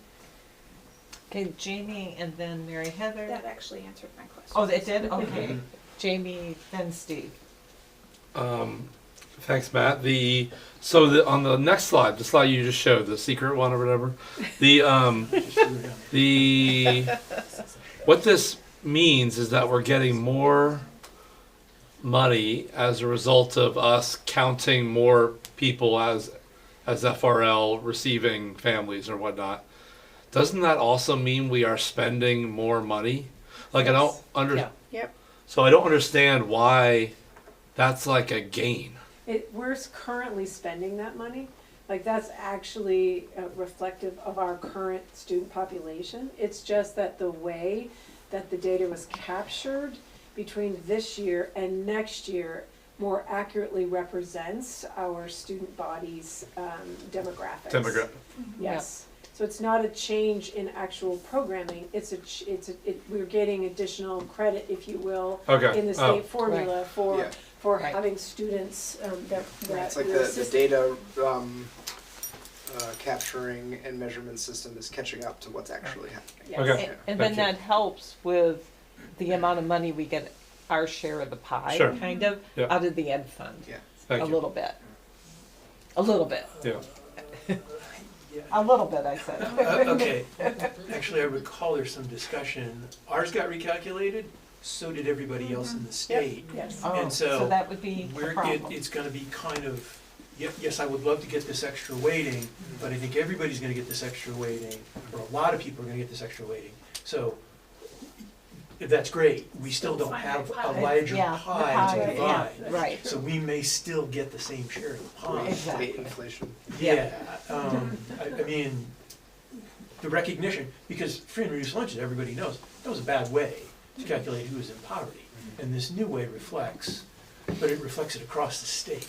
I mean, direct cert was in place last year, and our direct cert was uniquely impacted by like a system error where like a report didn't pull in with the right columns, and it feels like we're dealing with something that's more unique to ACSD than what the whole field is seeing. So that's why I don't think it is necessarily the way that you're describing it, but it certainly could be that there are others out there who are kind of due to realize their increased numbers for the first time this year. Howard? So Matt, do you mind going back to the other chart that's got the financial feasibility chart thing? So the 2682, basically what you're showing us is like, if nothing changed in our weighting versus if what we hope / believe should happen does happen, which is a question mark. That's what you're showing us with 2682 is if it was in the high end of the potential change threshold, which is 8%. Mhm. And so just going over to the far right scenario, 15842, that would be if we get up to the 8% change. Correct. Do you have any sense of what it would be if it was the least optimistic of a 2% change? You'd be closer to.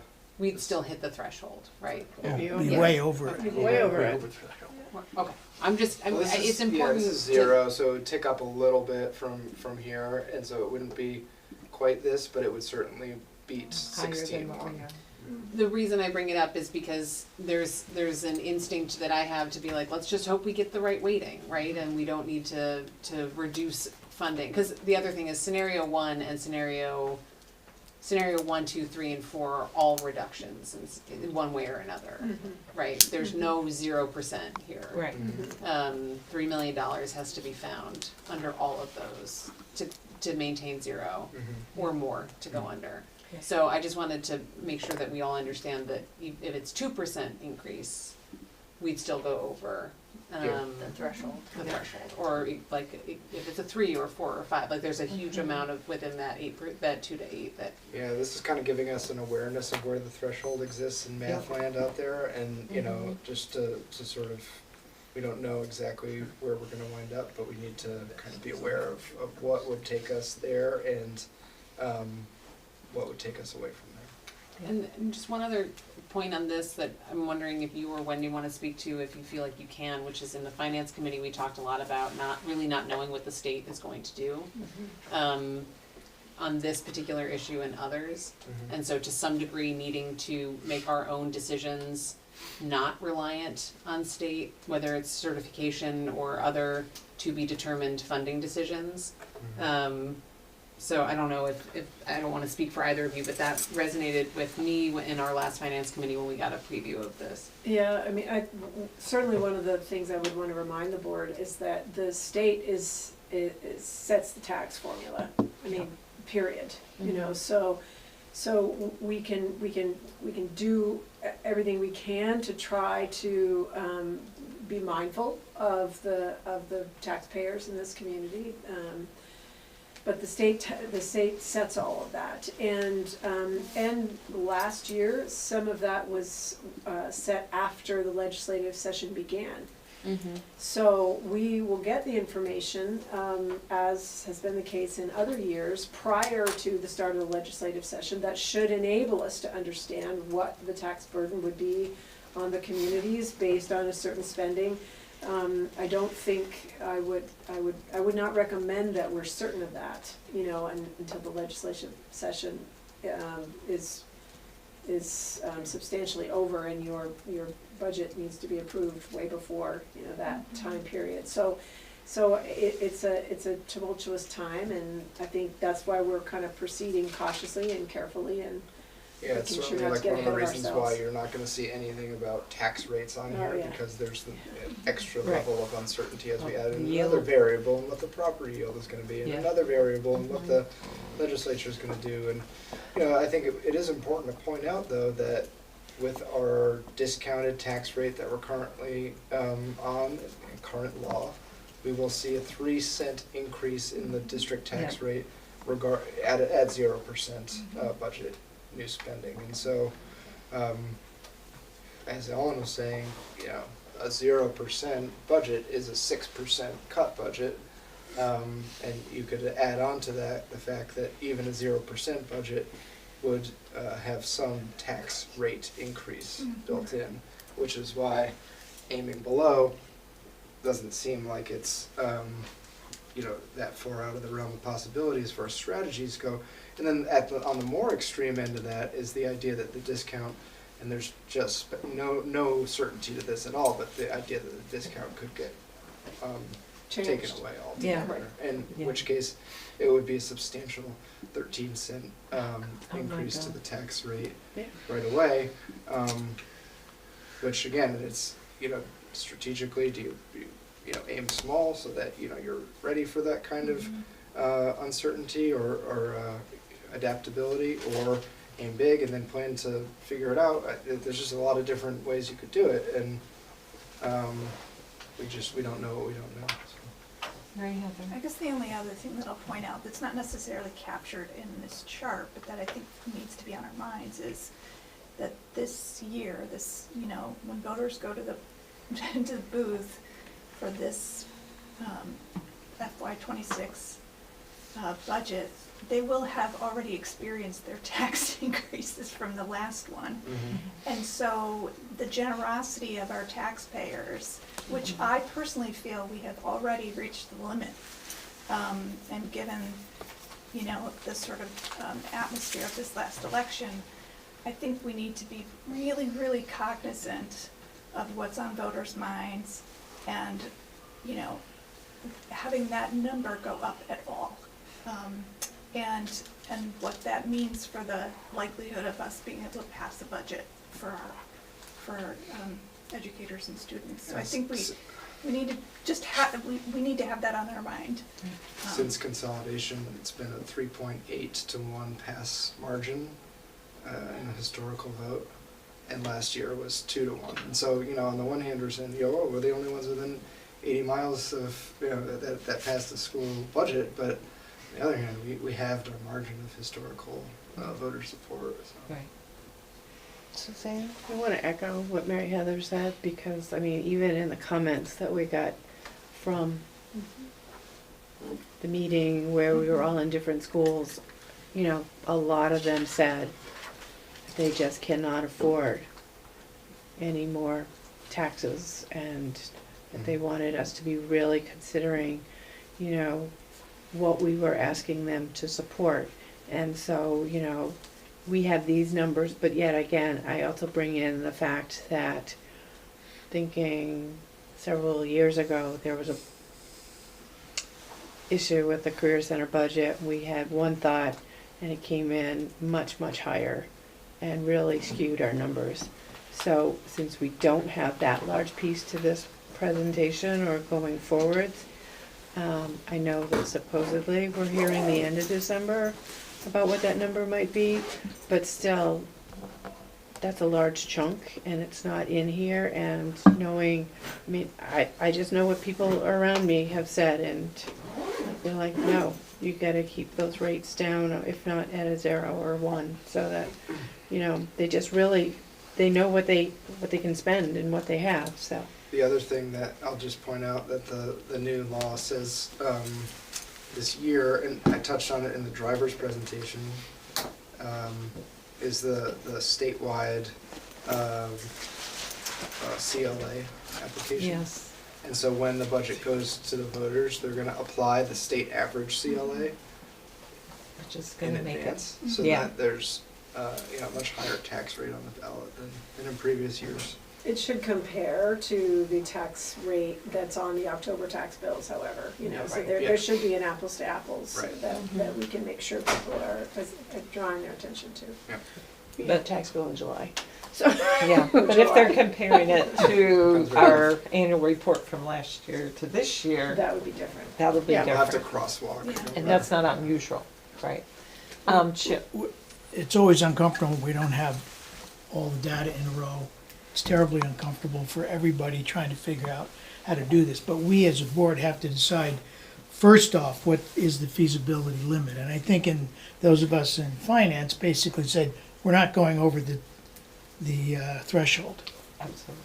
Now, that's a practical, political, and every other thing. Doesn't necessarily say, look at all the stuff we're gonna have to cut to do that, or change, or whatever we have to do. So it's an easy thing to say, but when we get to the point of this is what we can't do, then it gets a little scary.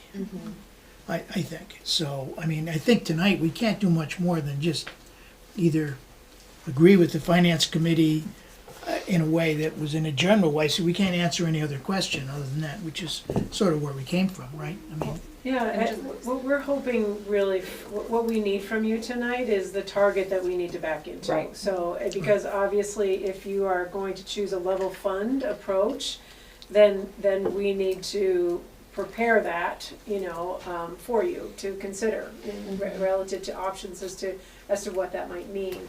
If you're going to choose an approach that is a rollover budget and hope that we get, until December 15th and hope that the long-term weighted average daily membership comes in that way and you're gonna stay under the threshold, then we can keep those things in reserve, but we won't put the effort into planning for that. We'll continue with the rest of the pieces. If there's somewhere in between, we just need to have a sense as to where your feeling is relative to community financial feasibility, and that way, we will build accordingly, and present you with some options that you can work with.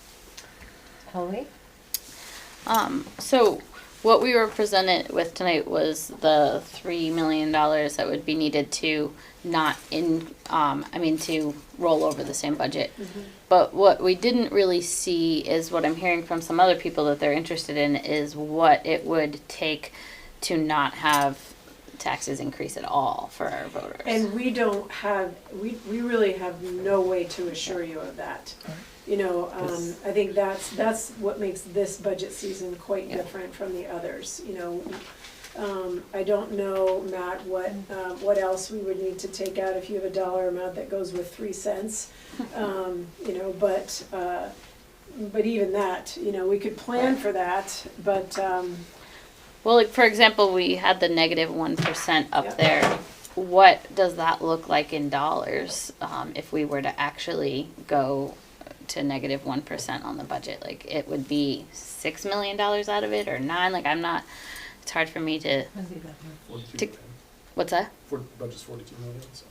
The overall budget is 42. Right, but we also have to add in all of those other things that are the increases, and then subtract. So it's not just the number amount.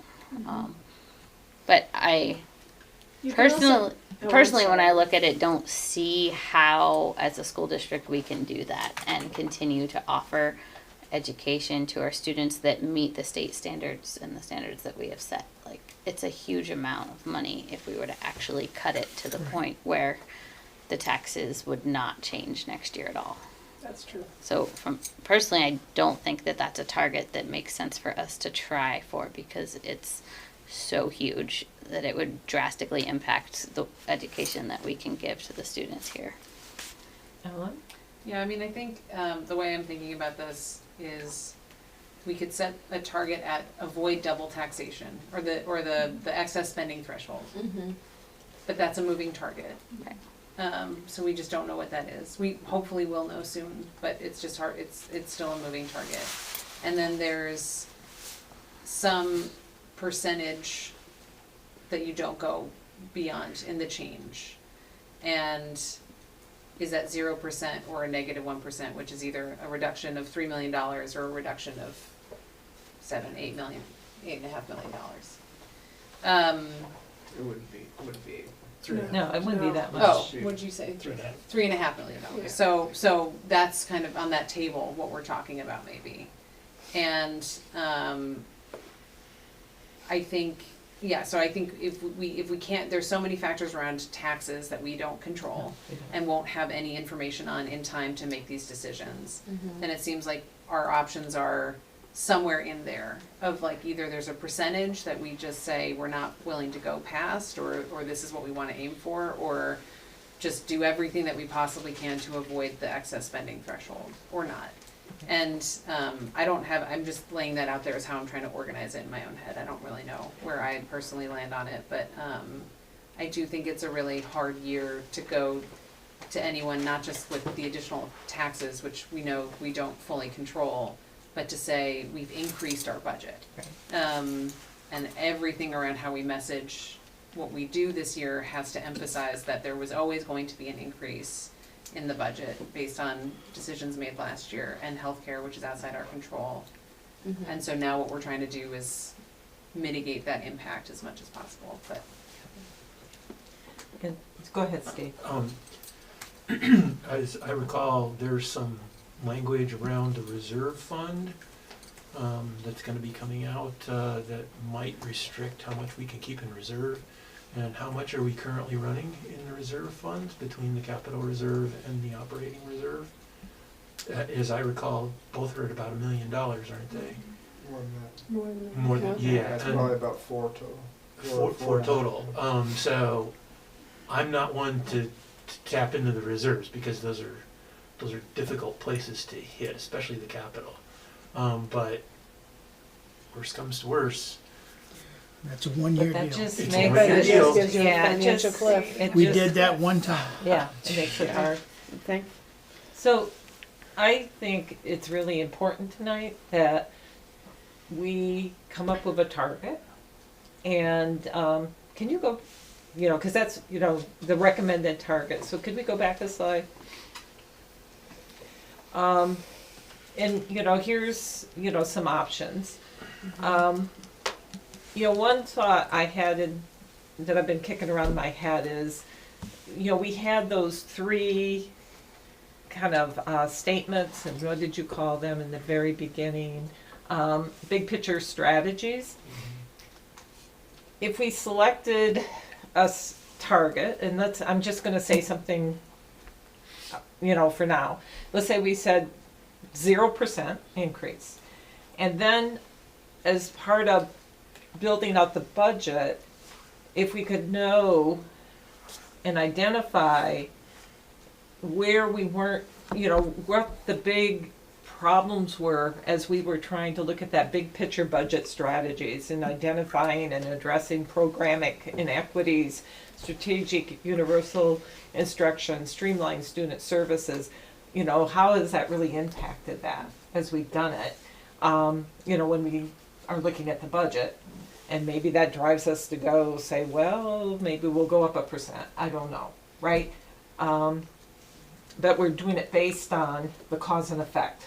Does that, what I'm saying? This is where we're really going to have issues in these particular areas, so maybe we have to put a little bit more money on it with that level of funding. But it's a target, right? It doesn't mean that it's really what Matt and Wendy and everybody are going to work towards. It doesn't mean that they won't bring issues to us as they're developing that budget. It's really a place to start. And so I'm really, personally, in looking at the 0%, I'm just thinking it's really hard to do the -1%. But that's just me. And, possibly at this point, if somebody wants to make a motion as to what that is, and we can do further discussion around that, it might be a way to bring this forward. Ellie?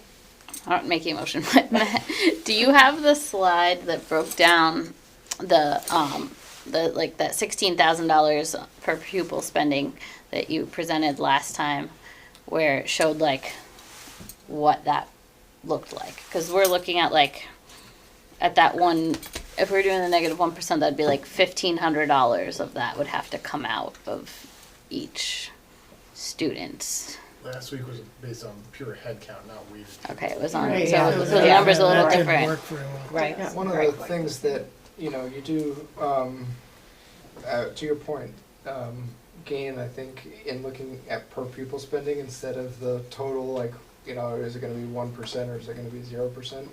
There's no information there. No variance, it's harder to track what's happening. I think if you look at per pupil spending, you gain a little bit more of an understandable number that, every single weighted, pupil at ACSD requires $16,000 of funding in our current spending plan. And that, we could get down to the middle 13s at sort of at the maximum, best case scenario. But staying in the 16s feels like it has to happen. It's one of those things where there's a little bit more fine tuning possible in that regard. And when I'm looking at this, so, you gotta look at what our total budget is and look at, well, what's that number gonna look like in addition to this? Because anything can happen here still, right?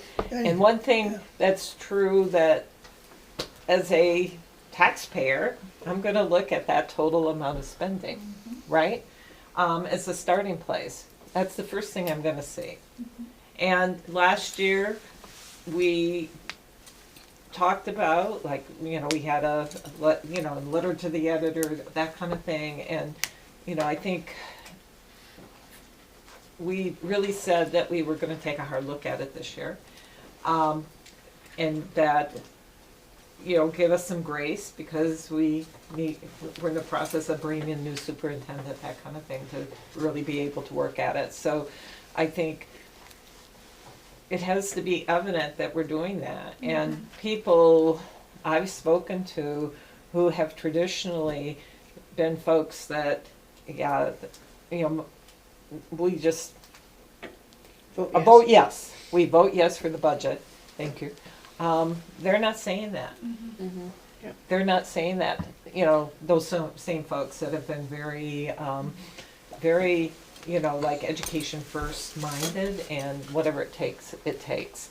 So I just throw that out. And so I think personally that, we do need to do something hard. Steve? I'd like to make a motion Okay. that we task the budget committee to come up with a 2% increase to the budget. Okay. Do I have a second? It's okay. Did you say 2%? 2%. I'm confused because that's not up there.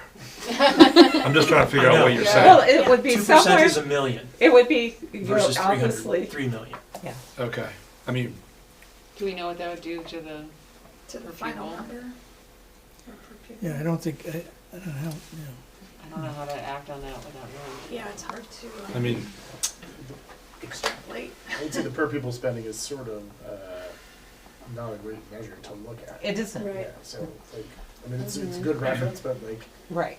Because we don't know what those we're not gonna numbers are build- ultimately, right. right? It's a huge wash of movement, whereas we're gonna build a budget that's gonna be 42 million, 43 million, 44 million. Yeah, but I wouldn't vote for something if it looked like it was gonna push past the threshold. Oh, for sure, Yeah. But I think what they're saying is we're not gonna know that until we get more data from the state. So we have to create a target tonight, and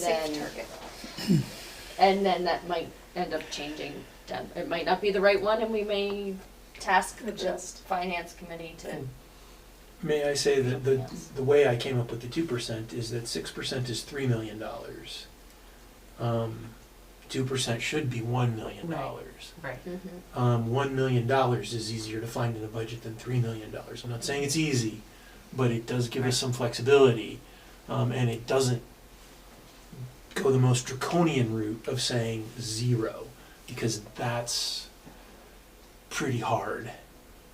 So that was my thinking behind it. So if that helps you visualize what I'm trying to say, then that would be a better explanation.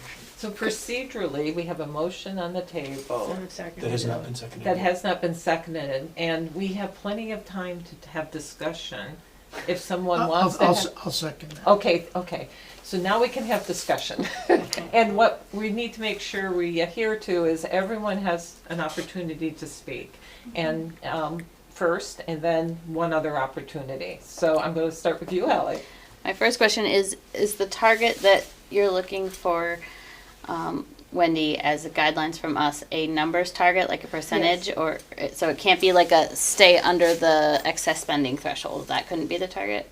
We really need something we can translate into a dollar amount so that we can build toward that. Right. Because even 2% could be more than the spending threshold if, you know, like we don't, and that's really, for me, where my line is. Is there any way in which 2% increase could be over the spending threshold? Matt? It all depends on the LD. Yeah. LT. Right. WAD. If a 0% is 16,099. Sorry, I'm breaking the rules. Yeah. And so let's go back.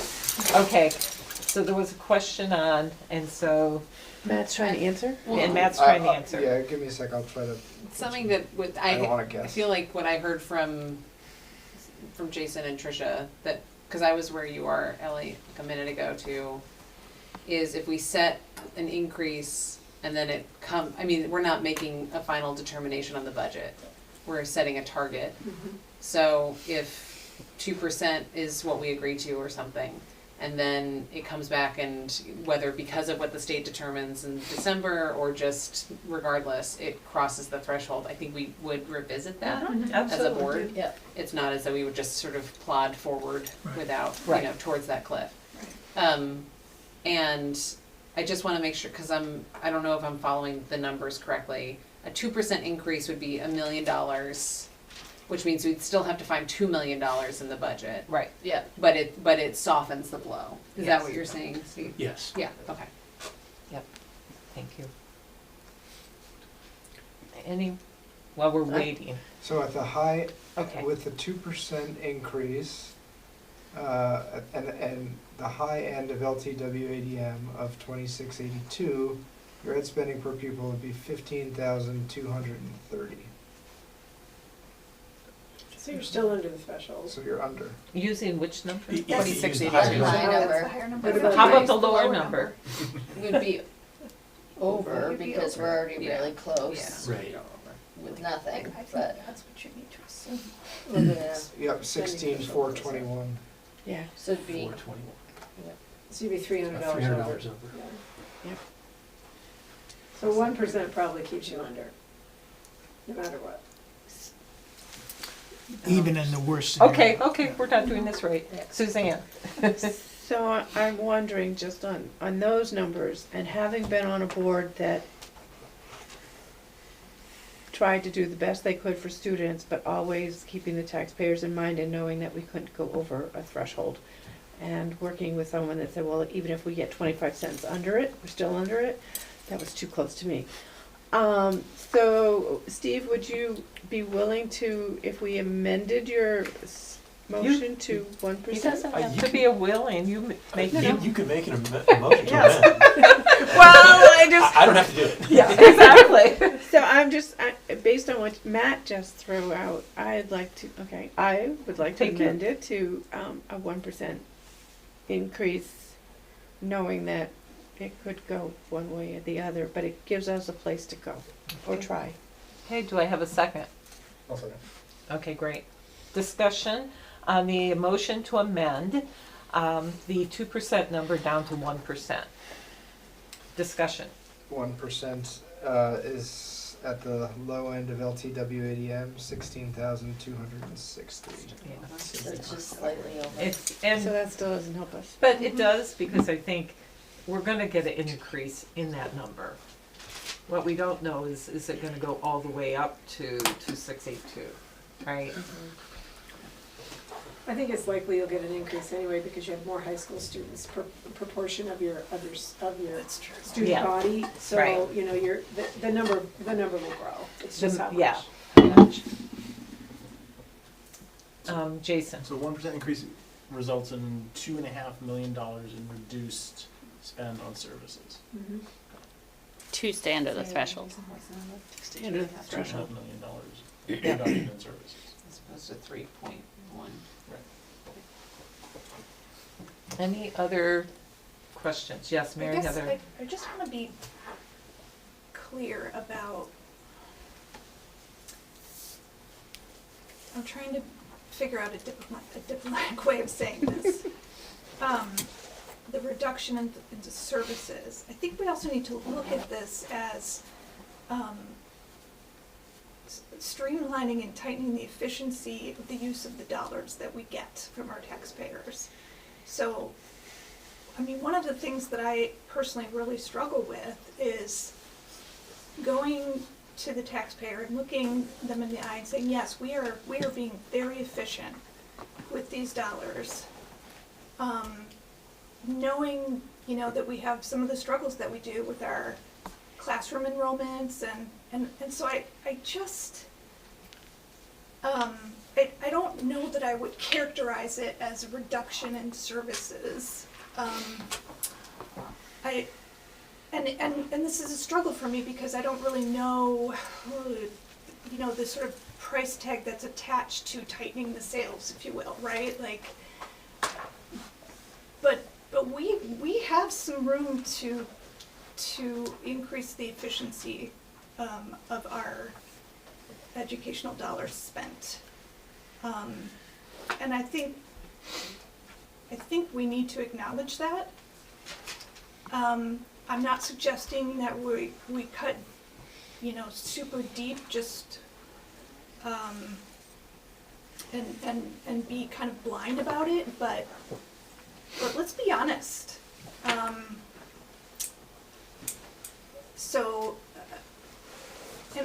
you know, I'm personally struggling with, you know, 1%, 2%. I fully agree with Ellie and Ellen about we cannot pass that threshold, that double tax threshold. But I'm still very worried about the final number that we're putting on our budget warning. Yeah. And I kind of agree with Barb. We did ask for grace from our voters because we were coming in with new leadership. We were trying to maintain stability, and we assured them that we were going to work on this. And when we characterize working on it, I don't think we should be characterizing it as cutting services when in fact, you know, some of the work that we are going to be asking the administration to do is improving the efficiency of how we're delivering our education in our classrooms. Ellen? And then Chip? I think the way that I'm thinking about this a little bit is sort of, because I'm also in my own head kind of projecting to next year where any increase we make in our per pupil spending is just, the threshold presumably is not going anywhere, so we're always inching closer. But so I hear you, Mary Heather, on the feeling like there's gotta be somewhere else that we could be tightening the belt. I think if we're talking about school closures, consolidations, configurations, which is an active conversation anyway, it's hard, there's sort of an immediate versus intermediate decision. And I can't imagine that we're going to be able to make the big the big decisions around the long-term sort of structure of our district within the time frame that administrators need right now to make the budget for next year. So not to separate those conversations, but I do acknowledge that if there's a way to blunt the impact of what's coming with a 2% increase, I favor it, but not as a way of kicking the can, just acknowledging we're on slightly different timelines for these conversations. And so I really don't know if there's $3 million that can just be neatly and tidily scrapped from the budget. I'm assuming not, because it sounds like a lot of money. So I'm inclined to do whatever we can to soften that blow, if it feels like, you know, we can sell that message. So, and I just want to remind folks, we still have a motion to amend that we're talking about right this moment. Okay, Chip, and then Jamie. That's the problem with the specifics, is we don't have enough to latch on, but Ellen and Mary Heather both hit on things that I wanted to say too, and I think that there's an elephant out there, okay, and the perception of the public in some places is that elephant, if you close schools or reduce it, and quote, in your rendition of making it more efficient, which is a polite way of backing into that. These are issues that people who normally have supported our budget are going to respond to if we don't acknowledge that. I hear it, because I live in Middlebury, and that's an issue that I hear. No matter whether it's right or wrong, that's what I hear. And I think you know, I just can't ignore those things and say, well, we're thinking about it. Well, we're not gonna make the decision now or in the next months, but somehow we have to rationalize all this, and maybe efficiency of the dollar is the best way to look at it. I feel, I'm not sure I know the percentage number at this point. I don't know. But If you get to 1%, we won't get to 1% without people. Just to no, I be know clear, that. just both for those that maybe haven't had as much, budget development experience, and I know that this isn't normally a conversation maybe that you're faced with, so, we won't get there without people, and I have people, making appointments with me on my calendar who are, taxpayers who are concerned about the number of schools that we are operating. Right. And that is different, but I met with First today. So I just need to make sure that you understand that that is a conversation that has just arrived on my calendar. So these are different times, I think, maybe for you, for a lot of ways, and I'm so sorry that they're difficult in this way. This is not pleasant for anybody. Jamie? Right. What was I gonna say? Okay. I think. I guess I feel a little bit like awkward tonight, just because there seems to be. I'm getting two messages. One, we need to have a number. And the other, everyone talks about a million unknowns. I was not. I'm not on the finance committee. I wasn't. This is only the first time I'm hearing this, and we seem to be throwing out numbers a little bit casually that nonetheless don't solve the problem we're solving for anyway. And we can't, I also understand we can't have a target that's just like, don't exceed the threshold, but we may just revise whatever target we come up with tonight anyway. So I guess I'm a little bit wondering why we need a target tonight. And B, I think, we need to think very carefully about how we talk about the price and the quality of the education we deliver. Like I think there's the assumption that the way to pass the budget is to lower it. And I think that I agree the political climate we're in is not good. However, like talking about, I agree talking about it as cuts in services is tough. It will be felt as cuts in services. That's the way kids will feel it. And I think we should be very clear about that that's what we will be doing. And we need to tell people and do, I think, a better job as the board of educating people why it is so important to pass the school budget. And why it is like the duty and the civic responsibility of every person in this district to support us as we face the challenges, most of which are far beyond our control. And I think sometimes we shy away a little bit from that, and I think we do so in sort of a race to the bottom, where eventually we'll just be digging into the budget every chance we can get to appease a particular point of view. And I think that's I think it's a defensive position, and I think it doesn't win in the long run. So I don't have a particular feeling on the 1.5%. I think it was Suzanne's 1.5. No, it was one. One? Okay, sorry. 1%. But that, as far as I remember a minute ago, that doesn't immediately solve our problem. So it's like 0.8, like what are, and then we're going to revise it anyway. Like what, from the finance people, what is the real necessity to have a number tonight? What is the value of it? I can tell you the value of it to operations. Unless you are willing to roll with something close to a 6% increase, we will have to design cuts to the budget. And if you are, it sounds like those that feel that we need to be presenting a trim budget, different from what you were just articulating, might mean substantial cuts to the budget. And we need to start working on that right now in order to be able to prepare something that is well thought out, has the support of the educational community, as something that is is doing the very best we can in a very difficult situation. So that takes lead time, and that's a very difficult thing to do. I certainly don't want to put our administrators and educators in a position of trying to come up with that if we are going to go with something close to 6%. You know, so that's why we need that guidance, and we would really very much appreciate having that guidance now, so that a month from now, we can bring you what you need in order to figure that out. And that's different from how we will be prioritizing the money we do have. So if you are saying that, you know, you have everything you have now minus 2.5 million, then here's what we feel we need to take out in order to get to 2.5 million of reduction. A separate conversation is, here's how we're gonna utilize this remaining funds. And we will be working on both of those angles at the same time. That's an internal process. Yep, thank you.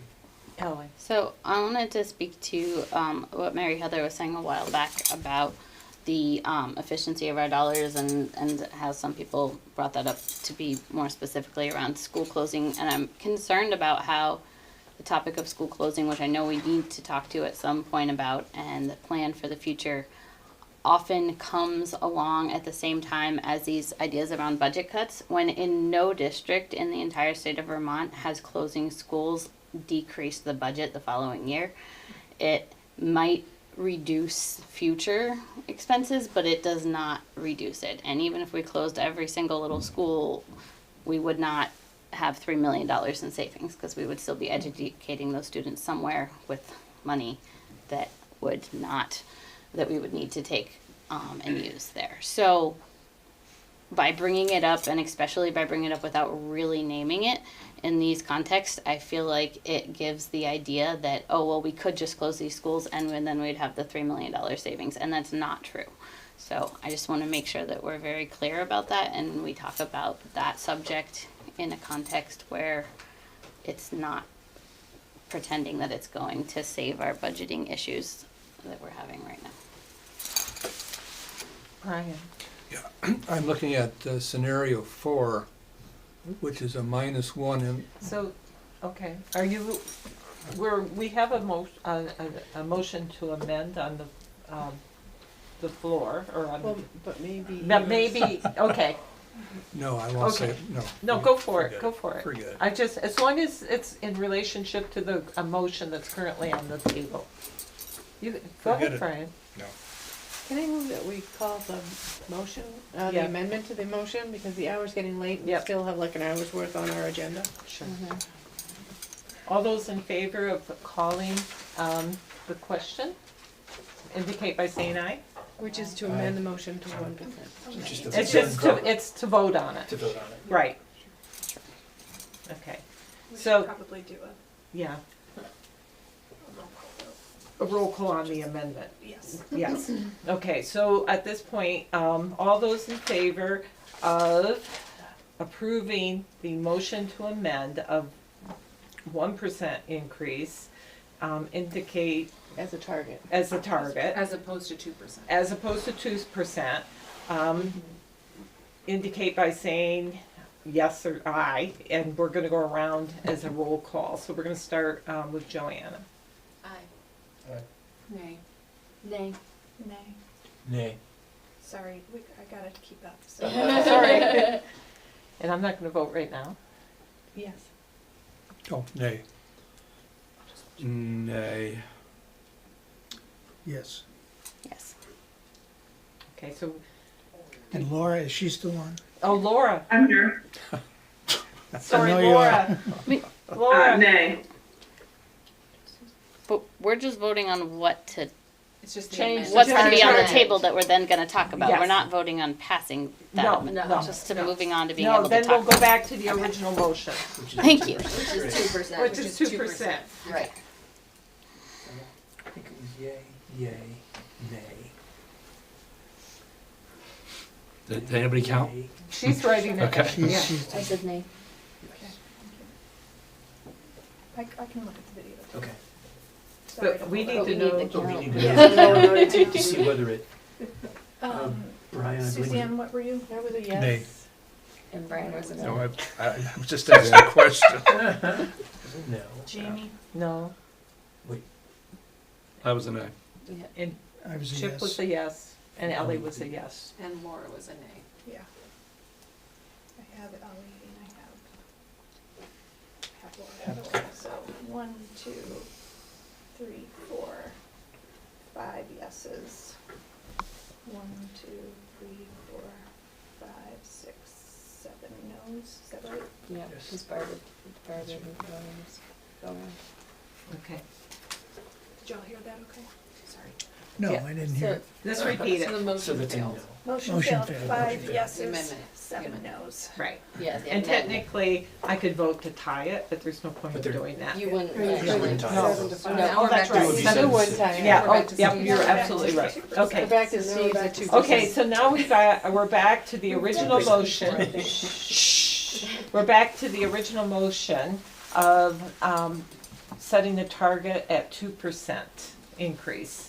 And so we're still open for discussion. Steve? So in defense of the motion, I would say that 2%, as we have said here tonight, is not something that is set in stone, and it certainly doesn't tie our hands. It also gives the administration the flexibility to look a little more wide-ranging with so many variables, including the long-term weighted average daily membership. That's huge. I mean, it could go either way. And for us to sit here and say, we can't move, we're paralyzed, Right. I think is a difficult place to be. To do zero budgets, you are gonna scare a lot of people. And as we're already talking about school closings, you've already scared half the people in the district. So if we are really gonna go down that route, we should be at zero then. Let's go zero, let's see what happens. But then, you know, what's gonna happen is people are gonna say, you're not gonna cut the football program, are you? You know, and all those things, and everybody will come out and they will support their individual schools. With 2%, we know we have to account for the insurance increase, we have to account for the increases to the faculty. We can't do zero, we can't reasonably do zero. And that gives the administration some time and some room to be able to create a budget that is feasible and livable, and still gives us time at the end if we need to readjust that. So, cut to the bone, you're gonna scare a lot of people, and I don't think we're at that point yet. Anyone Mikey's. else?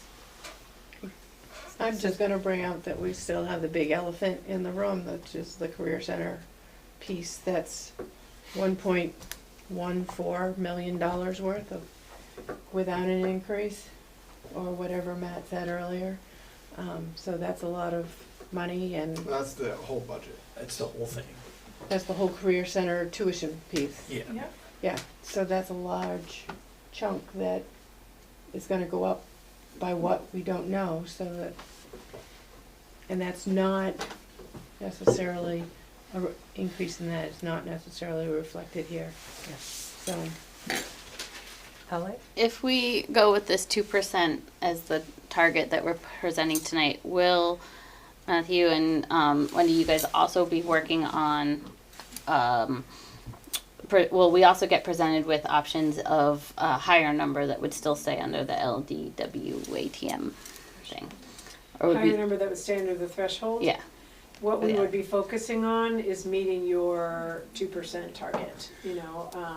Now, you know, our hope is that what we would be able to present to you, and Finance Committee, you know, vetting this first and with their assistance are some options, you know, like here are some options that we could put together that that would lead us to get to your feasibility target, because you know, I think that would help everybody kind of come together on the right page. So we would be focused on that, knowing that, I mean, you don't have to take them all, you know, this is just, here's a combination of options you could put together if you decide that you want to be at 2%. These would be the recommended places that we would that we would suggest you draw from in order to maintain student services to the best degree we can and achieve what we need to in terms of strengthening our universal instruction and maintaining our commitment to equalizing, places where we don't have equity, so.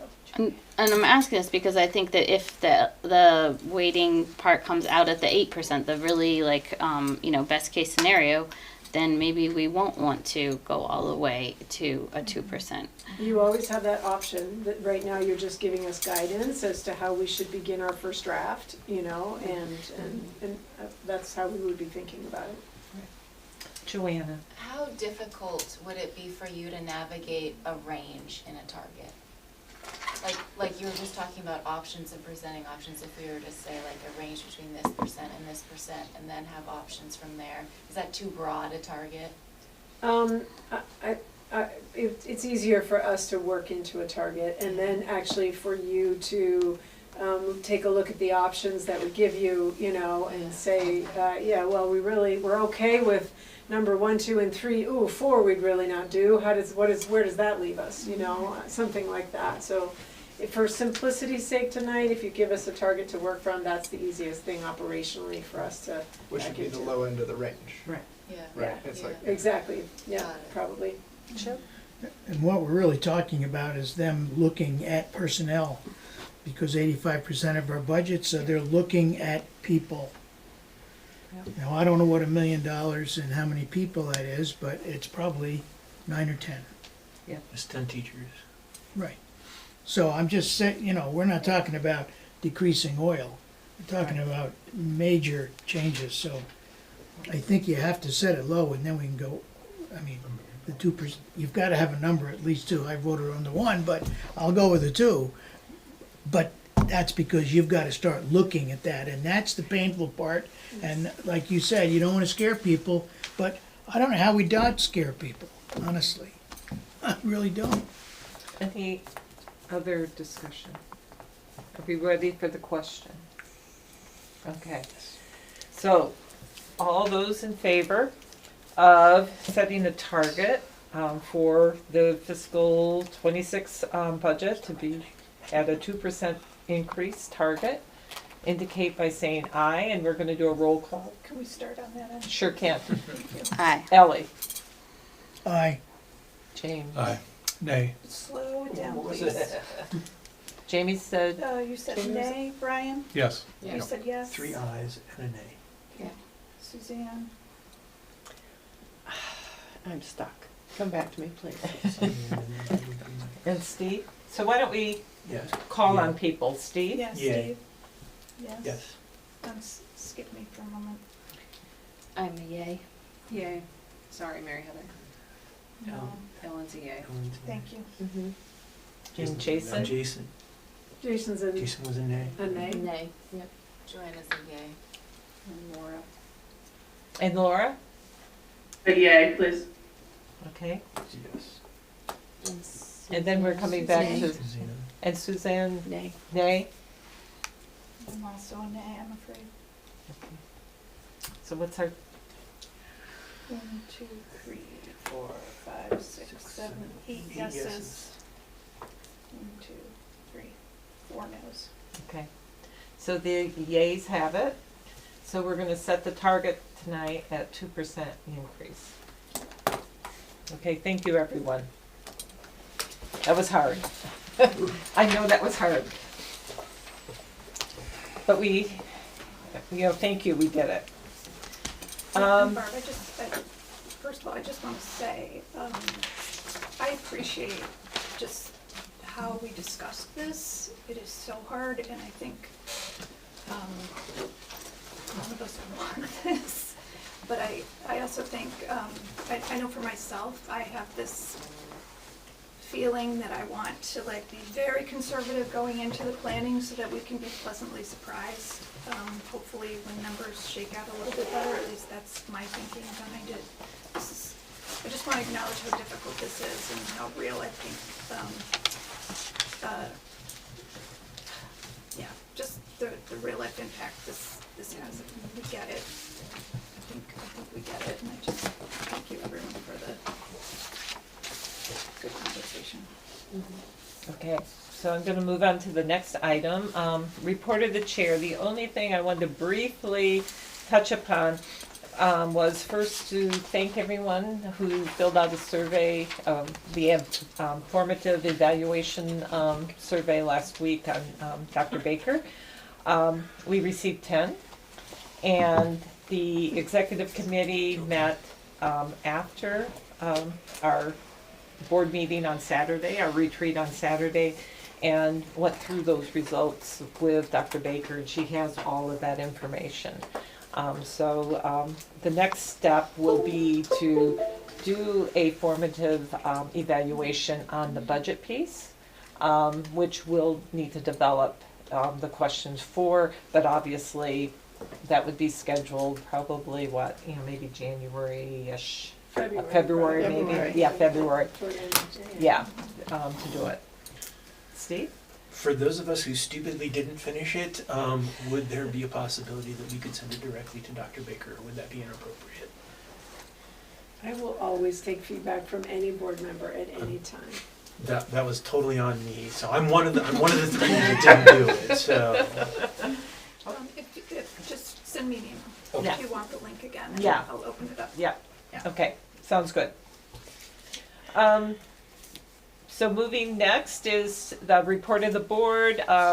There is one item, policy E20. Jamie, I'm gonna turn that over to you. Yep.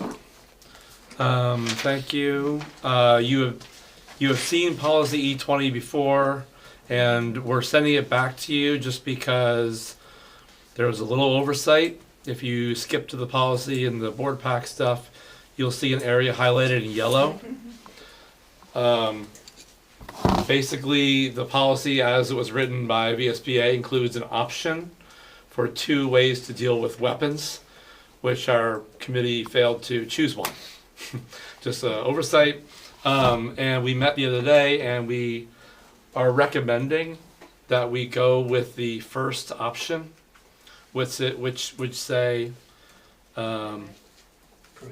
prohibit possession or use of a firearm or dangerous or deadly weapon. What this would mean would just be a stated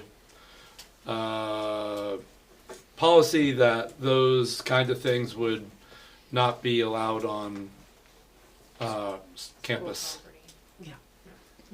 By community groups who seek to By use by those by facilities. community groups who seek to use our facilities.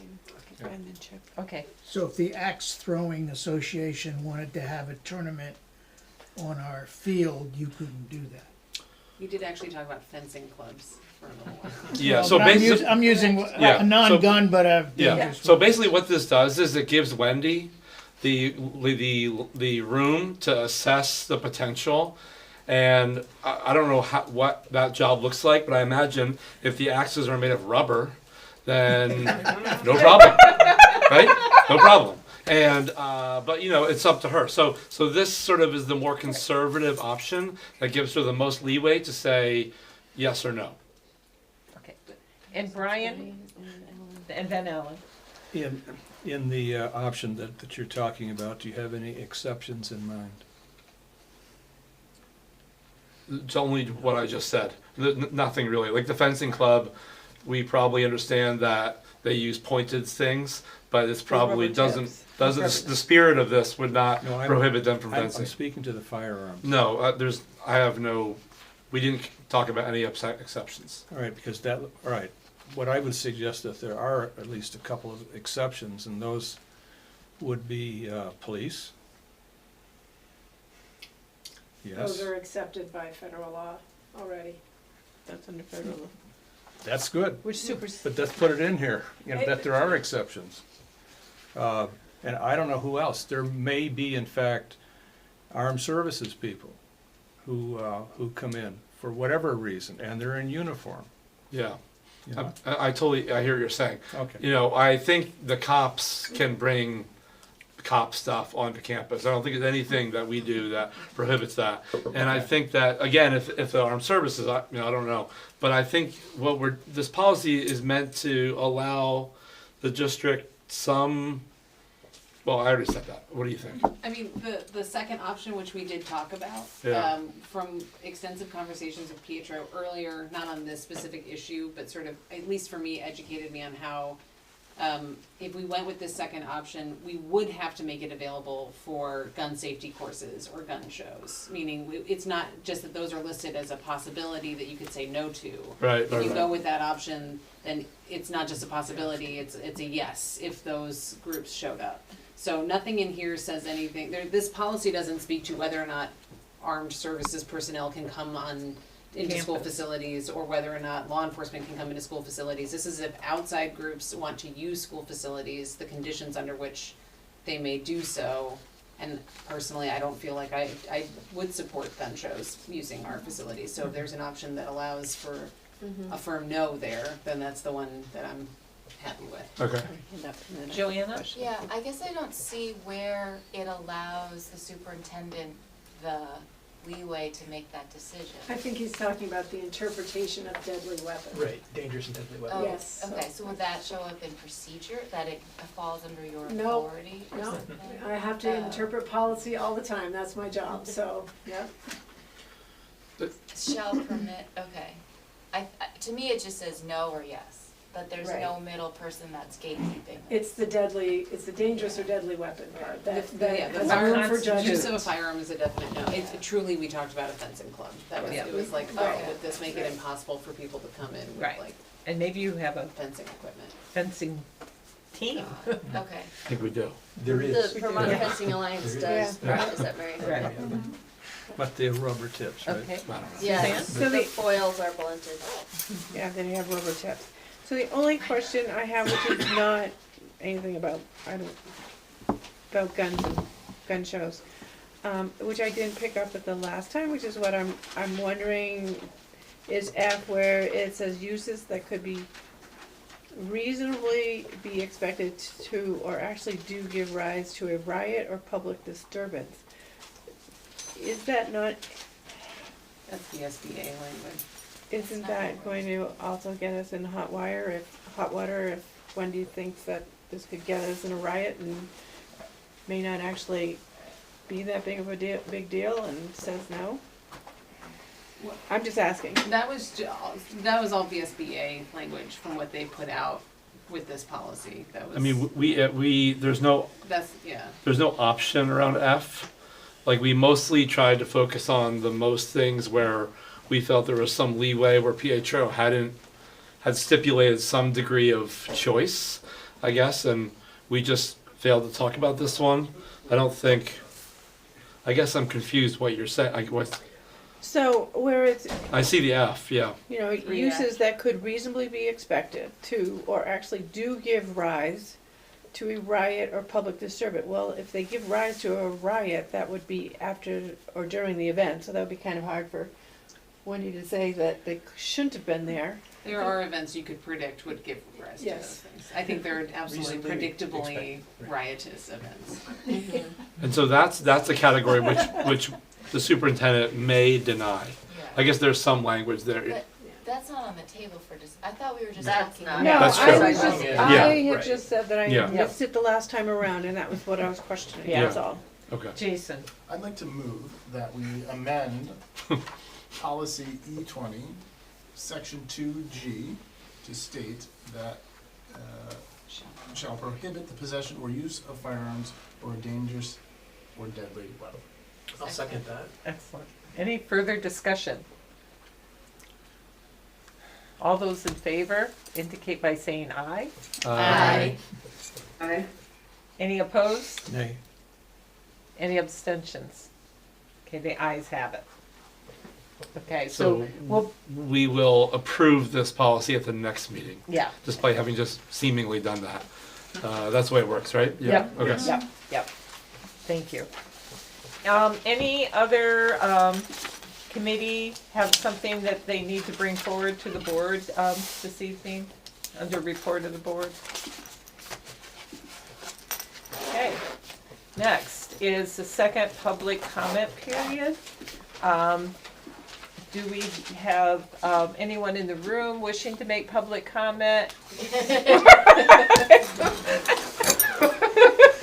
And, is there anyone online still? I just wanna see how many. What would we do without Mary? I know. The attendee list. I'm sure all of you feel that way. Yeah, But I would like to reiterate that we are limited to 3 minutes. yes, we are. I'm sure you'll keep me to it. Yeah, I Steve. should I've be. got my timer. I will start. First, I want to just speak to the normal comment. I want to give you a little bit of grace. I am also a person that cringed at hearing normal. But I also think it's important to not shame our community members and to help them learn. And I just wanted to share that the reason there's a reaction to that is because there's a subjective sense to it that my child, for example, with a disability is not normal. And that's what feels wrong to people. And so I think the suggestion would be, I know the question wasn't answered, but the suggestion would be to use objective facts to describe people. Disabled, not disabled, vulnerable, not in a vulnerable population, etc. So I just wanted to clarify that, and I think it's important, even if you're offended by something, to help each other learn with grace. So I wanted to take that opportunity. On budget matters, I wanted to just reflect that I think it was important that last year the board said that it was going to be thoughtful about the budget. I think voters and community members expect that.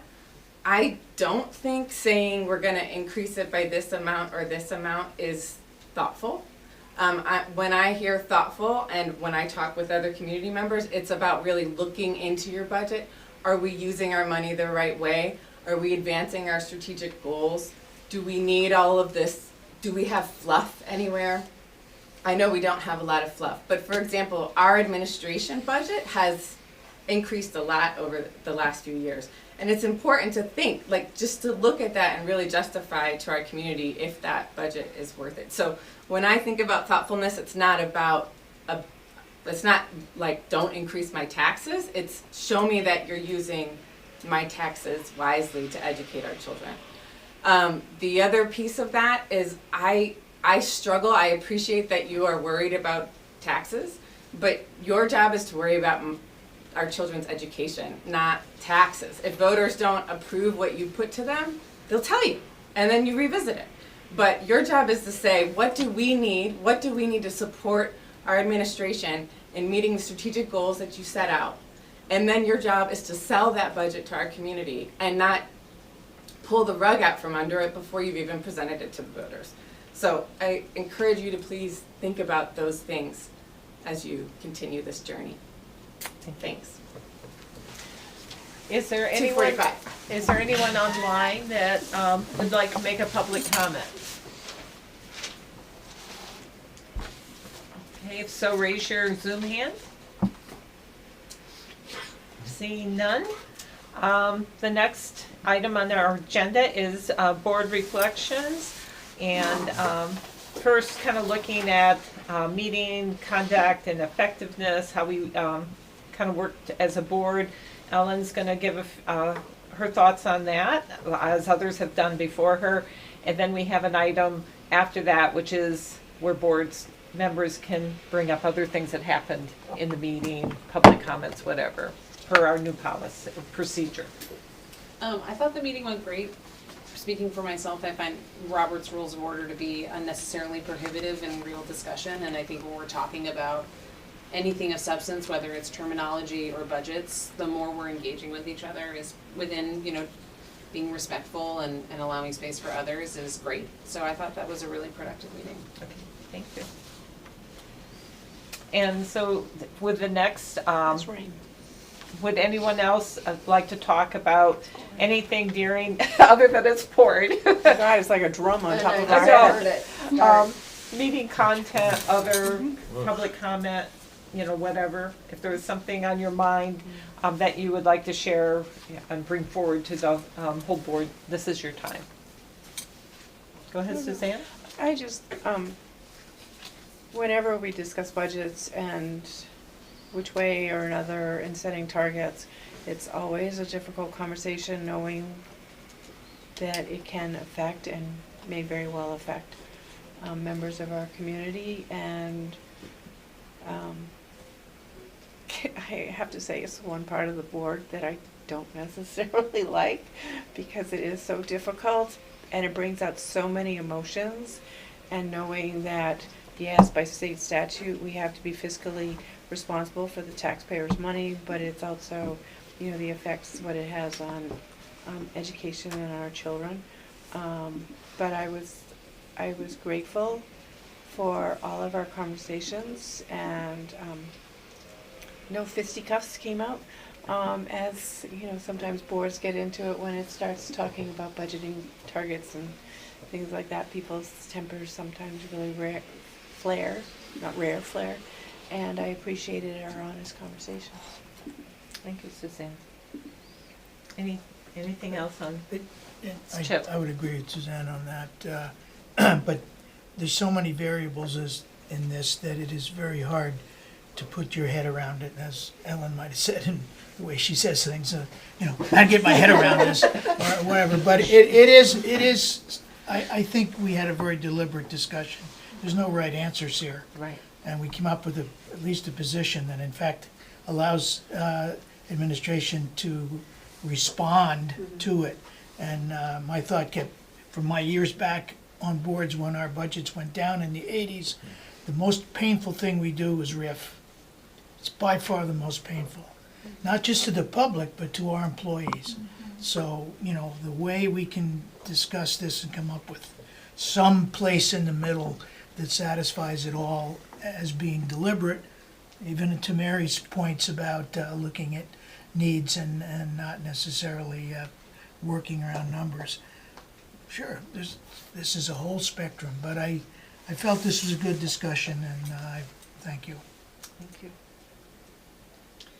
I just want to reassure the board that although tonight's conversation, because of where we are in the timing, is really about, you know, what is sort of the top line that we're going to start to work with, the you know, the principals and program directors are working really hard to do essentially really what Mary is suggesting, you know, and starting from zero and thinking about building so that what we end up bringing to you that reflects what we need to spend is spent probably with a different set of priorities than it has been, you know, as we're coming, which I think is what you were waiting for the new superintendent around, you know, in terms of those shifts. And so that work is really underway, and the administrative team appreciates the extra time that you're allowing us to get that good work done, because, you know, that represents a different way of thinking about things, and different data analysis to school improvement